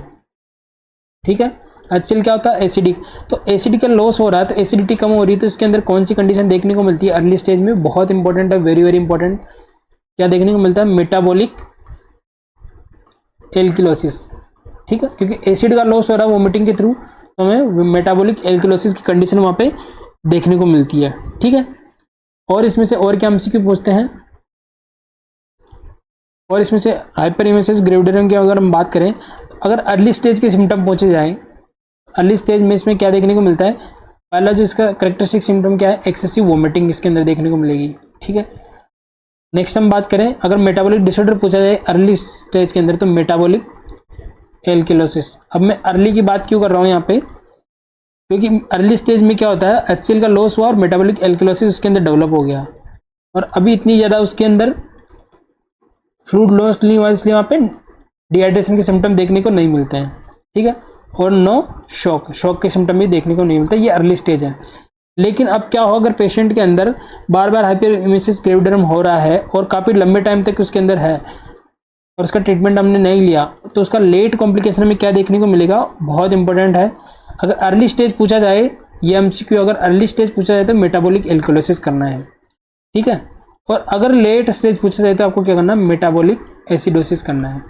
अब इसका मैकेनिज्म आप समझिए। अर्ली स्टेज का आपको समझ में आ गया, अर्ली स्टेज है तो HCl का लॉस हो रहा है, तो मेटाबॉलिक एल्किलोसिस की कंडीशन वहाँ पे डेवलप हो रही है। लेकिन जब लॉन्ग टर्म ये कंडीशन डेवलप हो रही है, बार बार वोमिटिंग कर रहे होते, तो जो फीमेल है वो कुछ खा नहीं पाती है, और उसकी वजह से उसके अंदर क्या होता है? स्टारवेशन की कंडीशन डेवलप हो जाती है। और स्टारवेशन की कंडीशन डेवलप होती है तो आपको पता है कि जो लैक्टिक एसिड का फॉर्मेशन होने लग जाता है, क्योंकि क्या बोलते हैं उसका फैटी एसिड और प्रोटीन का डाइजेशन होने लग जाता है। तो जैसे लैक्टिक एसिड का लेवल बढ़ेगा तो क्या कॉज कर देगा? इंक्रीज एसिडिटी ऑफ ब्लड, उसको हम क्या बोल देते हैं? Metabolic acidosis. अगर अर्ली साइन में पूछा जाए तो मेटाबॉलिक एल्किलोसिस करना है, और लेट साइन पूछा जाए तो क्या करना है आपको? Metabolic acidosis. बहुत इंपॉर्टेंट चीज़ें याद रखना है। और लेट में आपको डिहाइड्रेशन के सिम्टम भी देखने को मिलेंगे और शॉक के सिम्टम भी देखने को मिलेंगे। तो बस दोनों में डायग्नोसिस यही करना है। अगर डिहाइड्रेशन शॉक के सिम्टम नहीं है तो वो अर्ली स्टेज है, और अगर प्रेजेंट है तो वो लेट स्टेज है। और इसके अंदर हमें क्या देखने को मिल सकता है? बहुत इंपॉर्टेंट चीज़ है। और क्या ऑप्शन था हमारा? तो डी हमारा हो गया। ठीक है, सी हमने बात कर ली। अब हम बात करते हैं B, Wernicke's encephalopathy is the complication of hyperemesis gravidarum. अब होता क्या है? हमारा आंसर था कि हाइपरेमेसिस ग्रेविडेरम HCG हार्मोन के लोअर लेवल की वजह से होता है, ये गलत स्टेटमेंट है। क्यों? क्योंकि हाइपरेमिसिस ग्रेविडेरम का जो मेन कोज है, जो फर्स्ट ट्राइमेस्टर के अंदर HCG का लेवल ब्लड के अंदर बढ़ जाता है, इसलिए हाइपरेमिसिस ग्रेविडेरम की कंडीशन देखने को मिलती है। लेकिन यहाँ पे क्वेश्चन में क्या लिखा हुआ है ऑप्शन में कि लोअर लेवल, लोअर नहीं होता हायर होता है, इसलिए ये करेक्ट स्टेटमेंट नहीं है हाइपरेमिसिस ग्रेविडेरम के बारे में। और क्या बात करते हैं हाइपरेमिसिस ग्रेविडेरम की, अगर हम बात करें तो कॉम्प्लिकेशन में से बहुत इंपॉर्टेंट एमसीक्यू इसके अंदर पूछे जाते हैं, वेरी वेरी इंपॉर्टेंट, जिस पे मैं VVI लगाता हूँ, मान के चलिए एग्जाम में बार बार पूछा गया है। तो इसके अंदर कॉम्प्लिकेशन की अगर हम बात करें तो 3 कॉम्प्लिकेशन इसके अंदर देखने को मिलते हैं जो बहुत इंपॉर्टेंट एग्जाम पॉइंट ऑफ से। पहला हम बात करें वर्निक्स एनसेफेलोपैथी, ठीक है। वर्निक्स एनसेफेलोपैथी जो most common complication of hyperemesis gravidarum पूछ लिया जाए तो क्या करना आपको, वर्निक्स एनसेफेलोपैथी। अब इसके अंदर क्या होता है, प्रेगनेंसी में जो एक्सेसिव वोमिटिंग करती है उसको हमने क्या बोल दिया, हाइपरेमिसिस ग्रेविडेरम। तो एक्सेसिव वोमिटिंग अगर जैसे ही वुमेन के अंदर या प्रेग्नेंट लेडी के अंदर में एक्सेसिव वोमिटिंग देखने को मिलती है, तो जो एसिड के साथ साथ उसके गैस्ट्रिक कंटेंट भी बाहर आ जाते हैं, और गैस्ट्रिक कंटेंट के साथ साथ जो उसका जो vitamin, loss of vitamin specially B1, ठीक है। और अगर हम बात करें तो B6 और B12, क्यों? क्योंकि हम बात करते हैं जो वाटर सोल्यूबल विटामिन होते हैं वो 2 ही होते हैं वाटर सोल्यूबल विटामिन, एक होता है आपका B और एक होता है C। तो क्योंकि यहाँ पे HCl वाटर है एक तरीके से, जो गैस्ट्रिक कंटेंट है सारा वाटर एक्सेसिव वोमिटिंग में बाहर आ रहा है, तो उसका लॉस ऑफ विटामिन, क्योंकि ये वाटर सोल्यूबल है तो विटामिन B1 और B6 और B12 का भी लॉस होने लग जाता है। और जैसे ही B1 और B6 का लॉस होता है तो उसकी वजह से कंडीशन डेवलप हो जाती है, उसको हम क्या बोलते हैं, वर्निक्स एनसेफेलोपैथी। इसका करेक्टरिस्टिक साइन में से क्वेश्चन आते हैं। पहला क्वेश्चन तो ये होता है कि वर्निक एनसेफेलोपैथी किसकी वजह से होती है, loss of vitamin B1, B6 और B12 की वजह से। और इसका क्लासिकल ट्राइड सिम्टम देखने को मिलता है। इसके अंदर क्या क्या देखने को मिलता है, एक होता है आपकी आंखें जो इफेक्ट होती है, इसको हम क्या बोलते हैं, ऑप्थेल्मोप्लेजिया की कंडीशन इसके अंदर डेवलप हो जाएगी, ठीक है, पहला सिम्टम। दूसरा अटेक्सिया, इनकोऑर्डिनेटेड मूवमेंट होंगे, और तीसरा कन्फ्यूजन। एक क्लासिकल ट्राइड किसमें देखने को मिलता है, वर्निक्स एनसेफेलोपैथी के अंदर देखने को मिलता है। बहुत इंपॉर्टेंट एमसीक्यू है, एल्कोहलिक पेशेंट के अंदर भी ये देखने को मिलती है वर्निक एनसेफेलोपैथी, ठीक है। तो अगर वर्निक एनसेफेलोपैथी आ जाए तो उसके 2 ही एमसीक्यू इसमें से बनते हैं। पहला ये उसके अंदर कौन से विटामिन का लॉस होता है, दूसरा उसके करेक्टरिस्टिक साइन कौन से होते हैं, ऑप्थेल्मोप्लेजिया बहुत इंपॉर्टेंट है, अटेक्सिया और कन्फ्यूजन। अगर तीनों ही कंडीशन है तो उसको हम क्या बोल देते हैं, वर्निक्स एनसेफेलोपैथी, उसकी कंडीशन को हम बोल देते हैं, ठीक है। ये हो गया इसका पहला कॉम्प्लिकेशन, ये पहला हमने पढ़ लिया। नेक्स्ट हम बात करते हैं हाइपरेमिसिस ग्रेविडेरम का दूसरे कॉम्प्लिकेशन के बारे में, ठीक है, वो भी एमसीक्यू है, बहुत इंपॉर्टेंट है। वो होता है कोर्साकॉफ साइकोसिस की कंडीशन, कोर्साकॉफ साइकोसिस, इसमें देखने को मिलता है हाइपरेमिसिस ग्रेविडेरम की कॉम्प्लिकेशन में। अब इसमें क्या होता है, कि वर्निक्स एनसेफेलोपैथी थे, उसके जो सिम्टम वो 3 सिम्टम तो प्रेजेंट होंगे सही, साथ साथ में क्या होगा, मेमोरी लॉस की कंडीशन भी डेवलप हो जाती है, उसी को हम बोल देते हैं कोर्साकॉफ साइकोसिस, मेमोरी लॉस। यानी कि अगर हम इसके सिम्टम की अगर हम बात करें तो ये ट्राइड तो उसके अंदर देखने को मिलेगा, जिसके अंदर ऑप्थेल्मोप्लेजिया, अटेक्सिया और कन्फ्यूजन, ये तो देखने को मिलेगा ही सही, प्लस साथ में क्या देखने को मिलेगा, मेमोरी लॉस। तो ये भी बहुत इंपॉर्टेंट एमसीक्यू है, बहुत इंपॉर्टेंट कॉम्प्लिकेशन है हाइपरेमिसिस ग्रेविडेरम का। नेक्स्ट हम बात करते हैं थर्ड कॉम्प्लिकेशन, जो एनोरेक्सिया नर्वोजा, बुलिमिया जो नर्वोजा है, उसके अंदर में मैंने जब बात करी थी वहाँ भी बताया था कि एक सिम्ड्रोम वहाँ पे देखने को मिलता है, उसको हम क्या बोलते हैं, मेलोरी वेज सिंड्रोम, ठीक है, मेलोरी वेज सिंड्रोम। इसके अंदर क्या होता है, बार बार एसिड आ रहा है वोमिटिंग के अंदर, तो HCl क्या करेगा, हमारे इसोफेगस को है ना, वो क्या करेगा, डिस्ट्रक्ट कर देगा या टीयर, यानी कि उसकी टीयरिंग हो जाएगी HCl के कांटेक्ट में बार बार आने की वजह से, उसको हम क्या बोल देते हैं, मेलोरी वेज सिंड्रोम। तो ये सारी चीज़ें आपको याद रखनी है हाइपरेमिसिस ग्रेविडेरम से रिलेटेड। इसके बारे कोई एमसीक्यू आज तक ना पूछा गया ना पूछा जाएगा हाइपरेमिसिस ग्रेविडेरम में, इतना ही एमसीक्यू पूछा जाता है। एक HCG का ध्यान रखना है, HCG लेवल बढ़ता है, एक इंसिडेंस में मेटाबॉलिक एल्कोलाइसिस अर्ली स्टेज में देखने को मिलता है, और इसके कॉम्प्लिकेशन जो 3 कॉम्प्लिकेशन हमने डिस्कस करी वही इसके में पूछे गए। नेक्स्ट हम बात करते हैं which degree of burn is associated with involvement of papillary dermis and blister formation. Option A first degree burn, option B second degree burn, option C third degree burn, और option D fourth degree burn. तो चलिए आपको इसका answer करना है। जैसे हमने pressure ulcer या डिक्यूबाइटिस अल्सर की स्टेज बताई थी जिसमें इमेज बेस्ड क्वेश्चन पूछा जाता है, वैसे ही इसके अंदर भी बर्न के अंदर भी बहुत इंपॉर्टेंट एमसीक्यू पूछा जाता है एग्जाम पॉइंट ऑफ व्यू से, डिग्री ऑफ बर्न में से। और जिसका फॉर्मूला जो रूल ऑफ 9 है, रूल ऑफ 9 में से सबसे ज़्यादा एमसीक्यू पूछे जाते हैं। जब रूल ऑफ 9 का जो मैं आगे एमसीक्यू करवाऊंगा, जब मैं आपको डिस्कस करूंगा, यहाँ पे हम बात करते हैं डिग्री की। क्वेश्चन ये पूछा गया कि पेपिलरी डर्मिस और ब्लिस्टर फॉर्मेशन कौन से उसमें देखने को मिलता था, तो करेक्ट आंसर होगा हमारा option B, second degree burn. तो चलिए इसके हम वन बाय वन थोड़ा सा डिस्कस कर लेते हैं, तो एग्जाम पॉइंट ऑफ व्यू से बहुत इंपॉर्टेंट है। ठीक है, तो पहला हम बात करते हैं फर्स्ट डिग्री बर्न में हमें क्या देखने को मिलता है। ये पहला जो इसके बारे में स्टेटमेंट होता है, ये सुपरफिशियल बर्न होता है। ठीक है, जो सुपरफिशियल लेयर है वो इन्वॉल्वमेंट होती है। ठीक है, इसके अंदर स्किन की कौन सी लेयर इन्वॉल्वमेंट देखने को मिलती है, एपिडर्मिस। एपिडर्मिस इसके अंदर देखने को मिलता है, सीवियर पेनफुल होता है ये, और इसके अंदर ब्लिस्टर का फॉर्मेशन नहीं होता क्योंकि ये सुपरफिशियल होता है, तो ब्लिस्टर का जो फॉर्मेशन होता है वो नहीं होता है। और इसका अपीयरेंस हमें देखने को मिले तो ये पिंक कलर का अपीयरेंस देखने को मिलता है। बस इतना ही डिग्री में से क्वेश्चन पूछा जाता है। इन्वॉल्वमेंट में सबसे ज़्यादा क्वेश्चन पूछा जाता है, तो एपिडर्मिस इसके अंदर इन्वॉल्वमेंट होता है। सेकेंड हम बात करते हैं सेकेंड डिग्री बर्न की। अगर हम बात करें जो हमारा एमसीक्यू था, तो इसके अंदर इसका दूसरा नाम क्या होता है, यहाँ पे सुपरफिशियल बर्न होता है और इसका जो दूसरा नाम होता है वो होता है आपका, इसको हम बोलते हैं सुपरफिशियल पार्शियल थिकनेस बर्न।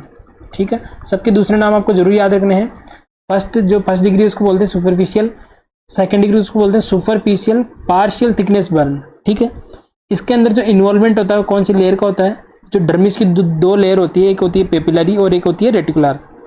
ठीक है, तो इसके अंदर कौन सी वाली डर्मिस का इन्वॉल्वमेंट होता है, इसके अंदर होता है आपकी जो पेपिलरी डर्मिस है, कौन सी इन्वॉल्वमेंट होगा, पेपिलरी डर्मिस का इसके अंदर इन्वॉल्वमेंट होगा।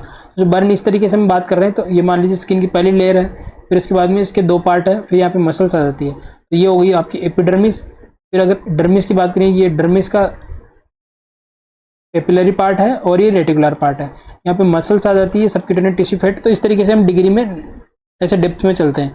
तो फर्स्ट डिग्री हो गया हमारा, सेकंड डिग्री के अंदर पेपिलरी डर्मिस को इन्वॉल्वमेंट कर लेती है और इसी के अंदर में क्या देखने को मिलता है, ब्लिस्टर बन जाते हैं पेशेंट के अंदर, ब्लिस्टर फॉर्मेशन। ठीक है, और इसका जो अपीयरेंस होगा कैसा होगा, रेडिश अपीयरेंस देखने को मिलता है। ठीक है, डिक्यूबाइटिस अल्सर में भी हमने इसी तरीके से स्टेज पढ़ी थी और बर्न की भी हम स्टेज यहाँ पे डिस्कस कर रहे हैं। तो यहाँ पे आपने दो चीज़ें देख ली, इन्वॉल्वमेंट फर्स्ट डिग्री में एपिडर्मिस का होता है, सेकंड डिग्री में पेपिलरी डर्मिस का होता है। ठीक है, ये चीज़ याद रखनी है आपको। नेक्स्ट हम बात करते हैं थर्ड डिग्री के बारे में। थर्ड डिग्री में हमें क्या देखने को मिलता है, इसका दूसरा नाम डीप पार्शियल थिकनेस। वो जो सेकंड डिग्री था वो सुपरफिशियल पार्शियल थिकनेस था और जो थर्ड डिग्री वो डीप पार्शियल थिकनेस, ये भी याद रखना है। ठीक है, अब इसके अंदर इन्वॉल्वमेंट कौन सी लेयर का होता है, पेपिलरी डर्मिस का तो होगा इसे ही, साथ में कौन सा हो जाएगा, पेपिलरी प्लस रेटिकुलर डर्मिस का इन्वॉल्वमेंट इसमें अंदर देखने को मिलता है। ठीक है, रेटिकुलर डर्मिस दोनों लेयर का इन्वॉल्वमेंट हो जाता है, बहुत इंपॉर्टेंट है। ये जो होती है ये पेनलेस होती है, क्यों, क्योंकि इसके अंदर नर्व एंडिंग जो होती है उनका डिस्ट्रक्शन हो जाता है, तो नर्व का डैमेज होने की वजह से पेनलेस की कंडीशन होती है। और स्कार का फॉर्मेशन भी इसी के अंदर देखने को मिलता है, थर्मल बर्न के अंदर। ठीक है, स्कार का फॉर्मेशन कौन सा, थर्ड डिग्री के अंदर, स्पेशली किसमें, किस टाइप के बर्न में देखने को मिलता है स्कार का फॉर्मेशन, थर्मल बर्न। ये भी याद रखना, ये भी इंपॉर्टेंट एमसीक्यू है। ठीक है, और नेक्स्ट हम बात करते हैं फोर्थ डिग्री बर्न के अंदर क्या देखने को मिलता है, इसको हम बोल देते हैं डीप फुल थिकनेस बर्न। ठीक है, चारों के आपको नाम जरूर याद रखने हैं। सेकंड नाम जो है इसमें भी क्लासिफिकेशन में क्वेश्चन आते हैं। इसके अंदर क्या इन्वॉल्वमेंट होता है, मसल्स भी इसके अंदर इन्वॉल्व हो जाएगी और बोन भी इसके अंदर इन्वॉल्व हो जाएंगे। ठीक है, और हमें क्या कंडीशन देखनी मिलेगी, हमें पेशेंट का एम्पुटेशन करना पड़ेगा, यानी जो बर्न वाला पार्ट है उसको हम काट के हम निकाल देते हैं लिम्ब को, उसको हम क्या बोलते हैं, एम्पुटेशन। और इसका जो अपीयरेंस होगा वो कैसा होगा, वाइट अपीयरेंस या ब्राउन, और वर्स्ट सिनेरियो के अंदर ब्लैक। और इतना ही बर्न की जो डिग्री है उसमें से क्वेश्चन पूछते हैं। फर्स्ट डिग्री हमने डिस्कस कर लिया, सेकंड, थर्ड और फोर्थ, चारों चीज़ें हमने डिस्कस कर ली। तो हमारा एमसीक्यू यही था कि जो पेपिलरी डर्मिस किसके अंदर इन्वॉल्व होती है और ब्लिस्टर फॉर्मेशन किसके अंदर है, यहाँ पर देख पा रहे हैं सेकंड डिग्री के अंदर। तो हमारा करेक्ट आंसर हो जाएगा सेकंड डिग्री बर्न। नेक्स्ट हम बात करते हैं which type of pelvis is ideal for the vaginal delivery. Option A android pelvis, option B gynaecoid pelvis, option C anthropoid pelvis, option D platypelloid pelvis. चलिए बहुत easy MCQ है, तो correct answer होगा हमारा गायनेकोइड पेल्विस। बार बार पूछा गया था, बहुत इंपॉर्टेंट है, वन लाइनर है, ठीक है, तो इसलिए मैंने आपको बता दिया। अगर हम वन बाय वन इसके बारे में जल्दी से डिस्कस कर लें तो गायनेकोइड पेल्विस जो होता है, अगर उसकी अगर हम बात करें तो उसकी शेप में से क्वेश्चन आता है कई बार, राउंडेड या ओवल शेप होता है, ठीक है। और ये आइडल क्यों होता है, ये भी क्वेश्चन आता है कि जो गायनेकोइड पेल्विस है ये वेजाइनल डिलीवरी के लिए आइडल क्यों, इसको हम क्यों मानते हैं कि एक तो मैक्सिमम 50% फीमेल के अंदर गायनेकोइड पेल्विस प्रेजेंट होता है, ठीक है। अब इसका आइडल होने की वजह क्या है, इसके अंदर जो इस्चियल स्पाइन है, जो पेल्विस के अंदर जो इस्चियल स्पाइन्स है वो प्रोमिनेंट नहीं होते, नॉट प्रोमिनेंट, तो बच्चे को डिलीवरी में इजी होता है, प्रोमिनेंट नहीं होते। मान लीजिए अगर हम पेल्विस का अगर रफली डायग्राम बनाएं तो जो इस्चियल स्पाइन्स होते हैं ये प्रोमिनेंट नहीं होते हैं, और जितने ये प्रोमिनेंट नहीं का मतलब ये कम होंगे, ठीक है, तो बच्चा इजीली डिलीवर हो जाएगा यहाँ से, ठीक है। बस इतना ही ध्यान रखना है। क्यों इसका आइडियल साइज माना गया है इसको, क्योंकि इसके अंदर इस्चियल जो स्पाइन है वो प्रोमिनेंट नहीं होते हैं, ये भी हमसे पूछा गया। नेक्स्ट हम बात करें एंड्रॉइड पेल्विस, तो ये किसके अंदर देखने को मिलता है, इसको हम बोलते हैं मेल पेल्विस। जितने भी मेल है इसके अंदर सबसे ज़्यादा एंड्रॉइड पेल्विस देखने को मिलता है, और इसकी शेप में से क्वेश्चन आता है। जो अगर गायनेकोइड की बात करें तो वो राउंडेड होता है, और इसकी अगर हम बात करें तो ये हार्ट शेप्ड होता है, ठीक है। और अगर साइड वेव की अगर हम बात करें तो ये जो कन्वर्जेंट साइड वॉक होती है, इसकी कन्वर्जेंट साइड वॉक होती है, ठीक है। चार चार वर्ड आपको याद रखने हैं। नेक्स्ट हम बात करें, ये आइडियल नहीं होता है क्योंकि इसके अंदर जो प्रोमिनेंट होते हैं इस्चियल स्पाइन, इसलिए अगर ऐसा पेल्विस अगर प्रेजेंट है तो वो आइडियल नहीं है वेजाइनल डिलीवरी के लिए, परमानेंट इस्चियल स्पाइन इसके अंदर देखने को मिलते हैं। नेक्स्ट हम बात करें एंथ्रोपॉइड में से क्या क्वेश्चन देखने को मिलता है, अगर ये आपको ये पूछ ले कि जो कोई पेल्विस है उसकी शेप है एग शेप्ड होता है, ठीक है, प्रायोरिटी इसको देनी है। अगर ओवल राउंडेड अगर पूछा जाए तो गायनेकोइड, और अगर एग शेप्ड पूछा जाए तो एंथ्रोपॉइड। और इसके अंदर जो साइड वॉक है वो कैसी होती है, पैरेलल होती है, ठीक है,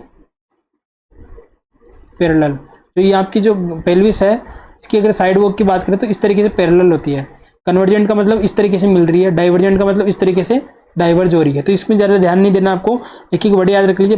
पैरेलल इसकी जो साइड वॉल होती है, ठीक है, और एग शेप्ड होता है। और प्लेटिपॉइड की अगर हम बात करें तो ये इसकी जो साइड वॉल है ये क्या होती है, डाइवर्जेंट होती है। ज़्यादा एमसीक्यू अभी तक इसमें से ये 3 एमसीक्यू पूछे गए हैं। आइडल पूछा गया है, राउंडेड होता है, इस्चियल स्पाइन उसके परमानेंट नहीं होते हैं, ठीक है। मेल पेल्विस होता है वो हार्ट शेप्ड होता है, और एग शेप्ड कौन सा होता है, एंथ्रोपॉइड। बस इतना ही एमसीक्यू इसमें से पूछा गया है। नेक्स्ट हम बात करें, which classical triad is seen in the condition of the cardiac tamponade. Option A Charcot's triads, option B Virchow's triad, option C Beck's triad, option D Murphy's triad. तो चलिए इसका आंसर करना है आपको, बहुत इंपॉर्टेंट एमसीक्यू है exam point of view से। किसमें हमें देखने को मिलता है, करेक्ट आंसर होगा हमारा option C Beck's triad. Very very very important है, ये चारों ट्राइड एग्जाम में पूछे गए थे, इसलिए मैंने चारों को यहाँ पे एक एमसीक्यू के अंदर इसके डालने की कोशिश करी है। चलिए वन बाय वन हम डिस्कस करते हैं। सबसे पहले हम बात करते हैं चारकोट ट्राइड के बारे में कि चारकोट ट्राइड क्या होता है। ट्राइड का मतलब क्या होता है, कोई क्लासिकल 3 सिम्टम किसी डिजीज के अंदर देखने को मिलते हैं उसको हम बोल देते हैं चारकोट, या उसको हम बोलते हैं ट्राइड। तो सबसे पहले आता है कि चारकोट ट्राइड किस डिजीज के लिए दिया गया है, तो ये हो गया आपका कोलिंजाइटिस, यानी कि जो आपका बाइल डक्ट सिस्टम है उसका इन्फ्लामेशन हो जाता है, तो उसको हम क्या बोलते हैं, कोलिंजाइटिस। तो कोलिंजाइटिस की कंडीशन के अंदर में 3 क्लासिकल साइन देखने को मिलेंगे, उसको हम बोल देते हैं चारकोट ट्राइड। तो क्या क्या इसके अंदर देखने को मिलता है, इसका जो पेन होगा वो कहाँ होगा, राइट अपर क्वाड्रेंट पेन। पहला सिम्टम क्या है, राइट अपर क्वाड्रेंट पेन। दूसरा सिम्टम इसका क्या देखने को मिलता है हमें, फीवर, ठीक है, कोलिंजाइटिस वाले पेशेंट को फीवर देखने को मिलेगा। और तीसरा इसके अंदर में क्या देखने को मिलता है, जॉन्डिस। बहुत इंपॉर्टेंट है, चारों बार बार पूछे गए एग्जाम पॉइंट ऑफ व्यू से, तो चारकोट ट्राइड आपको याद रखना है। नेक्स्ट हम बात करें विर्चो ट्राइड में क्या देखने को मिलता है। सबसे पहले अगर हम बात करें विर्चो ट्राइड हमें किस लिए दिया गया था, ठीक है, चारकोट ट्राइड कोलिंजाइटिस के लिए। और विर्चो ट्राइड की अगर हम बात करें तो क्या क्या किस लिए दिया गया था, ये वेस्कुलर यानी किसी ब्लड वेसल्स है उसके अंदर थ्रोम्बोसिस यानी कि थ्रोम्बोसिस का डेवलप होने के चांसेस होते हैं। तो कौन सा ऐसा पर्सन है जिसके अंदर सबसे ज़्यादा डेवलप होने के चांसेस होते हैं, यानी कि prone to developing of vascular thrombosis, यानी कि कौन से ऐसे रिस्क फैक्टर है पर्सन के अंदर जिसकी वजह से पेशेंट के अंदर जो है वेस्कुलर थ्रोम्बोसिस डेवलप होने के चांसेस होते हैं। तो वो 3 जो सिम्टम या रिस्क फैक्टर देते हैं उसको हमने क्या बोला, विर्चोट्राइड। उसके अंदर कौन कौन से होता है, एक तो होता है एंडोथेलियल इंजरी, यानी कि जो ब्लड वेसल्स है उसकी अगर एंडोथेलियल इंजरी हो जाए और वहाँ पे वापस से अगर ग्रेनुलेशन देखने को मिले तो वहाँ पे थ्रोम्बोसिस बनने के चांसेस होते हैं। ठीक है, पहला ये हो गया।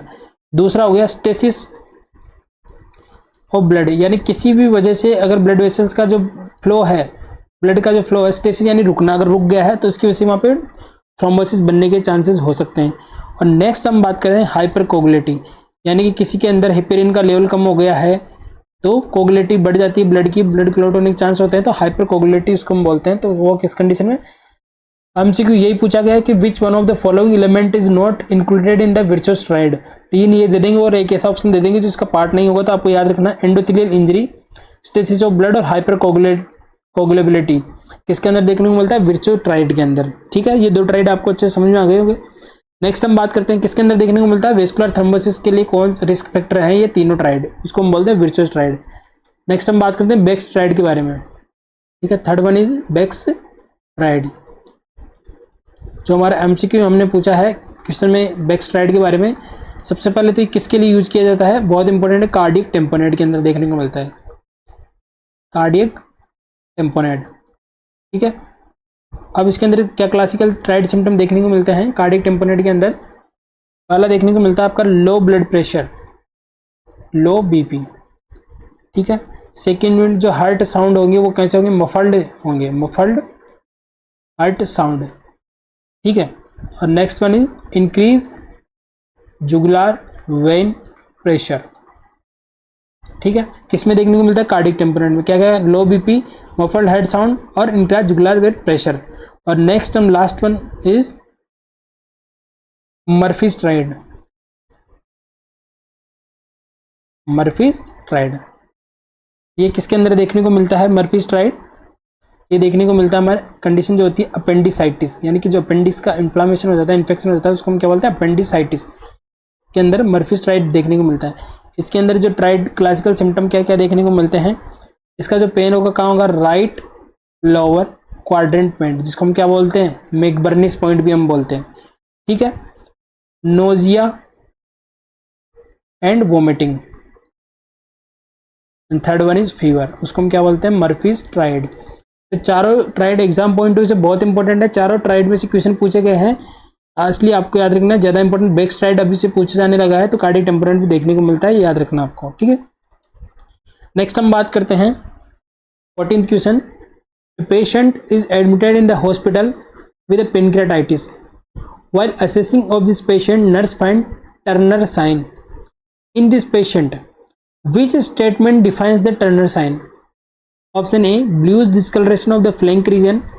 Option B, pain at right lower quadrant या McBurney's point. Option C, pain at right quadrant while slow compression rapid release. Option D, bluish discoloration of the periumbilical region. चलिए, बहुत इंपॉर्टेंट एमसीक्यू है, आपको आंसर करना है। Question क्या पूछा गया है कि कोई पेशेंट है पेनक्रेटाइटिस का, यहाँ पे कंडीशन पहले से क्वेश्चन में दी गई है कि पेनक्रेटाइटिक कंडीशन है, और नर्स को वहाँ पे क्या देखने को मिलता है, ग्रे टर्नर साइन या टर्नर साइन देखने को मिलता है। तो कौन सा स्टेटमेंट है जो ग्रे टर्नर साइन के बारे में करेक्ट है, यानी कि बेसिकली ये पूछा गया कि ग्रे टर्नर साइन होता क्या है। तो चलिए आपको आंसर करना है, इसका करेक्ट आंसर क्या होगा, correct answer will be option D, bluish discolouration in periumbilical region. ठीक है, सॉरी यहाँ पे करेक्शन करना है, जो ग्रे टर्नर साइन है वो ब्लूइश डिस्कलरेशन कहाँ पे होता है, फ्लैंक रीजन के अंदर। तो करेक्ट आंसर होगा ऑप्शन ए, ये आंसर नहीं है, ब्लू डिस्कलरेशन इन फ्लैंक रीजन, इसको हम क्या बोल देते हैं, ग्रे टर्नर साइन। चलिए हम 1 बाय 1 इसके बारे में डिस्कस करते हैं। पेनक्रेटाइटिस के अंदर 2 या 3 जो साइन है बहुत इंपॉर्टेंट है। पहला जो साइन पूछा था वो यही पूछा था, ग्रे टर्नर साइन। पेनक्रेटाइटिस का क्लासिकल सिम्टम है, ये क्या होता है, जो आपका जो फ्लैंक रीजन है पीछे की तरफ जहाँ पे किडनीज प्रेजेंट होती है, तो वहाँ पे अगर ब्लूइश डिस्कलरेशन हो जाए या ग्रेइश डिस्कलरेशन हो जाए तो इसको हम क्या बोलते हैं, ग्रेट रनर साइन। नेक्स्ट उसका साइन जो होता है दूसरा कौन सा होता है, कुलन साइन। इनके जो इमेज बेस्ड क्वेश्चन पूछे जाते हैं तो आपको इमेज सर्च करके देखनी है एक बार इनकी, हो सकता है एग्जाम पॉइंट ऑफ व्यू से एग्जाम में ये इमेज बेस्ड क्वेश्चन पूछा जाए। तो कुलन साइन दो में बहुत कन्फ्यूजन होता है। अगर ब्लूइश डिस्कलरेशन फ्लैंक रीजन में है तो उसको हम बोलते हैं ग्रेट रनर साइन, और अगर ब्लूइश डिस्कलरेशन इन पेरी अम्लाइकल रीजन है तो इसको हम क्या बोल देते हैं, कुलन साइन। दोनों ही करेक्टरिस्टिक साइन किसके होते हैं, पेनक्रेटाइटिस के लिए बहुत इंपॉर्टेंट साइन है, बहुत बार पूछे भी गए हैं। नेक्स्ट हम बात करें जो हमारा ऑप्शन बी है, pen eight right lower quadrant या मैकबर्निस पॉइंट पे, इसको हम क्या बोलते हैं, मैकबर्निस साइन। किसमें देखने को मिलता है, प्रीवियस क्वेश्चन में हमने बात करी थी, अपेंडिसाइटिस के अंदर हमें देखने को मिलता है। ठीक है, और ऑप्शन जी है pen eight right quadrant while slow compress and rapid response, इसको हम क्या बोलते हैं, बहुत इंपॉर्टेंट एमसीक्यू है, बहुत वेरी वेरी वेरी इंपॉर्टेंट है। जो सी वाला ऑप्शन है बहुत इंपॉर्टेंट एमसीक्यू है। ठीक है, इसको हम बोलते हैं रीबाउंड टेंडरनेस, इसको हम बोलते हैं रीबाउंड टेंडरनेस। ठीक है, इसी का दूसरा नाम कौन सा होता है, ब्लमबर्ग साइन, ब्लमबर्ग साइन। ठीक है, अब प्रायोरिटी वाइज देखते हैं। अगर ऑप्शन में आपके पास क्वेश्चन दे रखा पेरिटोनाइटिस अगर ऑप्शन में है तो फर्स्ट प्रायोरिटी किसको देनी है, पेरिटोनाइटिस। ठीक है, अगर आपको ये पूछ लिया जाए कि रीबाउंड टेंडरनेस, या ऐसे पूछे रीबाउंड टेंडरनेस किसको बोलते हैं, अगर हम पेशेंट के राइट क्वाड्रेंट लोअर क्वाड्रेंट में अगर हम प्रेस करेंगे स्लोली और उसको रैपिडली रिलीज करेंगे तो पेशेंट के अंदर पेन फील होगा, तो उसको हम क्या बोलते हैं, रीबाउंड टेंडरनेस या ब्लमबर्ग साइन। किसके अंदर प्रायोरिटी अगर पूछा जाए तो पेरिटोनाइटिस, और अगर पेरिटोनाइटिस ऑप्शन में नहीं है तो आपको क्या करना है, अपेंडिसाइटिस। ठीक है, तो ये 4 साइन है, बहुत इंपॉर्टेंट है, एग्जाम पॉइंट ऑफ व्यू से याद रखना है। Grey Turner sign flank region का होता है, ठीक है, और कुलन साइन पेरिअम्बलाइकल रीजन का होता है। राइट लोअर क्वाड्रेंट में जो पेन होता है वो मैकबर्निस साइन होता है जो अपेंडिसाइटिस में देखने को मिलता है, और राइट लोअर क्वाड्रेंट में स्लो कंप्रेस करेंगे रैपिड रिलीज करेंगे तो उसको हम बोलते हैं रीबाउंड टेंडरनेस या ब्लमबर्ग साइन। किसमें देखने को मिलता है, फर्स्ट प्रायोरिटी पेरिटोनाइटिस को देनी है, सेकंड प्रायोरिटी अपेंडिसाइटिस को देनी है। नेक्स्ट हम बात करते हैं boot shaped heart is seen in which condition, option A tetralogy of Fallot, option B cardiac tamponade, option C Ebstein anomaly, option D constrictive pericarditis. तो चलिए बहुत इजी एमसीक्यू है, आप सबको पता है साइनोटिक हार्ट डिजीज होती है टेट्रालॉजी ऑफ फॉलेट, उसके अंदर हमें अगर एक्सरे के अंदर हम देखें तो क्या देखेगा, बूट शेप्ड। तो correct answer option A tetralogy of Fallot, यानी कि जो हमारे जो हार्ट है वो कुछ इस तरीके से एक्सरे के अंदर हमें इस तरीके से देखने को मिलेगा, बूट शेप्ड। जब हम लंग्स के बीच में जब एक्सरे करेंगे तो जो हमारा हार्ट है वो बूट शेप्ड देखने को मिलता है। तो कुछ अलग अलग शेप होती है हार्ट में से, इसके अंदर हम पोजीशन देते हैं, जो स्क्वाटिंग पोजीशन देते हैं, टेट स्पेल भी इसके अंदर देखने को मिलता है। ठीक है, ये सारे एमसीक्यू हमने प्रीवियस डिस्कस कर चुके हैं इसलिए मैं यहाँ डिटेल में नहीं पढ़ेंगे। तो 1 बाय 1 हम और देखते हैं। अगर कार्डिक टेम्पोनेट है तो उसके अंदर हार्ट का शेप कैसे देखने को मिलता है, ये भी एमसीक्यू पूछा गया। वाटर बॉटल, इसी को हम बोलते हैं फ्लास्क। तो फ्लास्क शेप्ड हार्ट किस में देखने को मिलता है, कार्डिक टेम्पोनेट के अंदर। नेक्स्ट हम बात करते हैं एब्स्टीन एनोमलीज के अंदर में क्या देखने को मिलता है, बॉक्स शेप्ड हार्ट देखने को मिलता है, बॉक्स या स्क्वायर शेप। ठीक है, बॉक्स या स्क्वायर शेप्ड अगर हार्ट है तो किसमें देखने को मिलता है, एब्स्टीन एनोमलीज। नेक्स्ट हम बात करते हैं कंस्ट्रक्टिव पेरिकार्डाइटिस के अंदर में क्या देखने को मिलता है। मान लीजिए एक कप है और इसके अंदर एग इस तरीके से पड़ा है, इस तरीके का अपीयरेंस अगर देखने को मिला, एग इन कप, इस तरीके का अपीयरेंस किसमें देखने को मिलता है, कंस्ट्रक्टिव पेरिकार्डाइटिस के अंदर देखने को मिलता है। और एक और चीज़ पूछी जाती है एएसडी के एट्रियल सेप्टल डिफेक्ट के अंदर हमें क्या देखने को मिलता है, ग्रेट हिलार डांस, यानी कि लेटरल मूवमेंट होगा जो सेप्टम का, उसको हम क्या बोलते हैं, ग्रेट हिलार डांस। तो किसमें देखने को मिलता है, एट्रियोवेंट्रिकुलर सेप्टल डिफेक्ट के अंदर जो हमारे कॉन्जेनिटल एनोमलीज है। तो ये कुछ एमसीक्यूज थे, बहुत important exam point of view से मैंने ऐड करने की कोशिश करी है। नेक्स्ट सीरीज में और इंपॉर्टेंट एमसीक्यू में बात करेंगे, तब तक के लिए थैंक यू वेरी मच।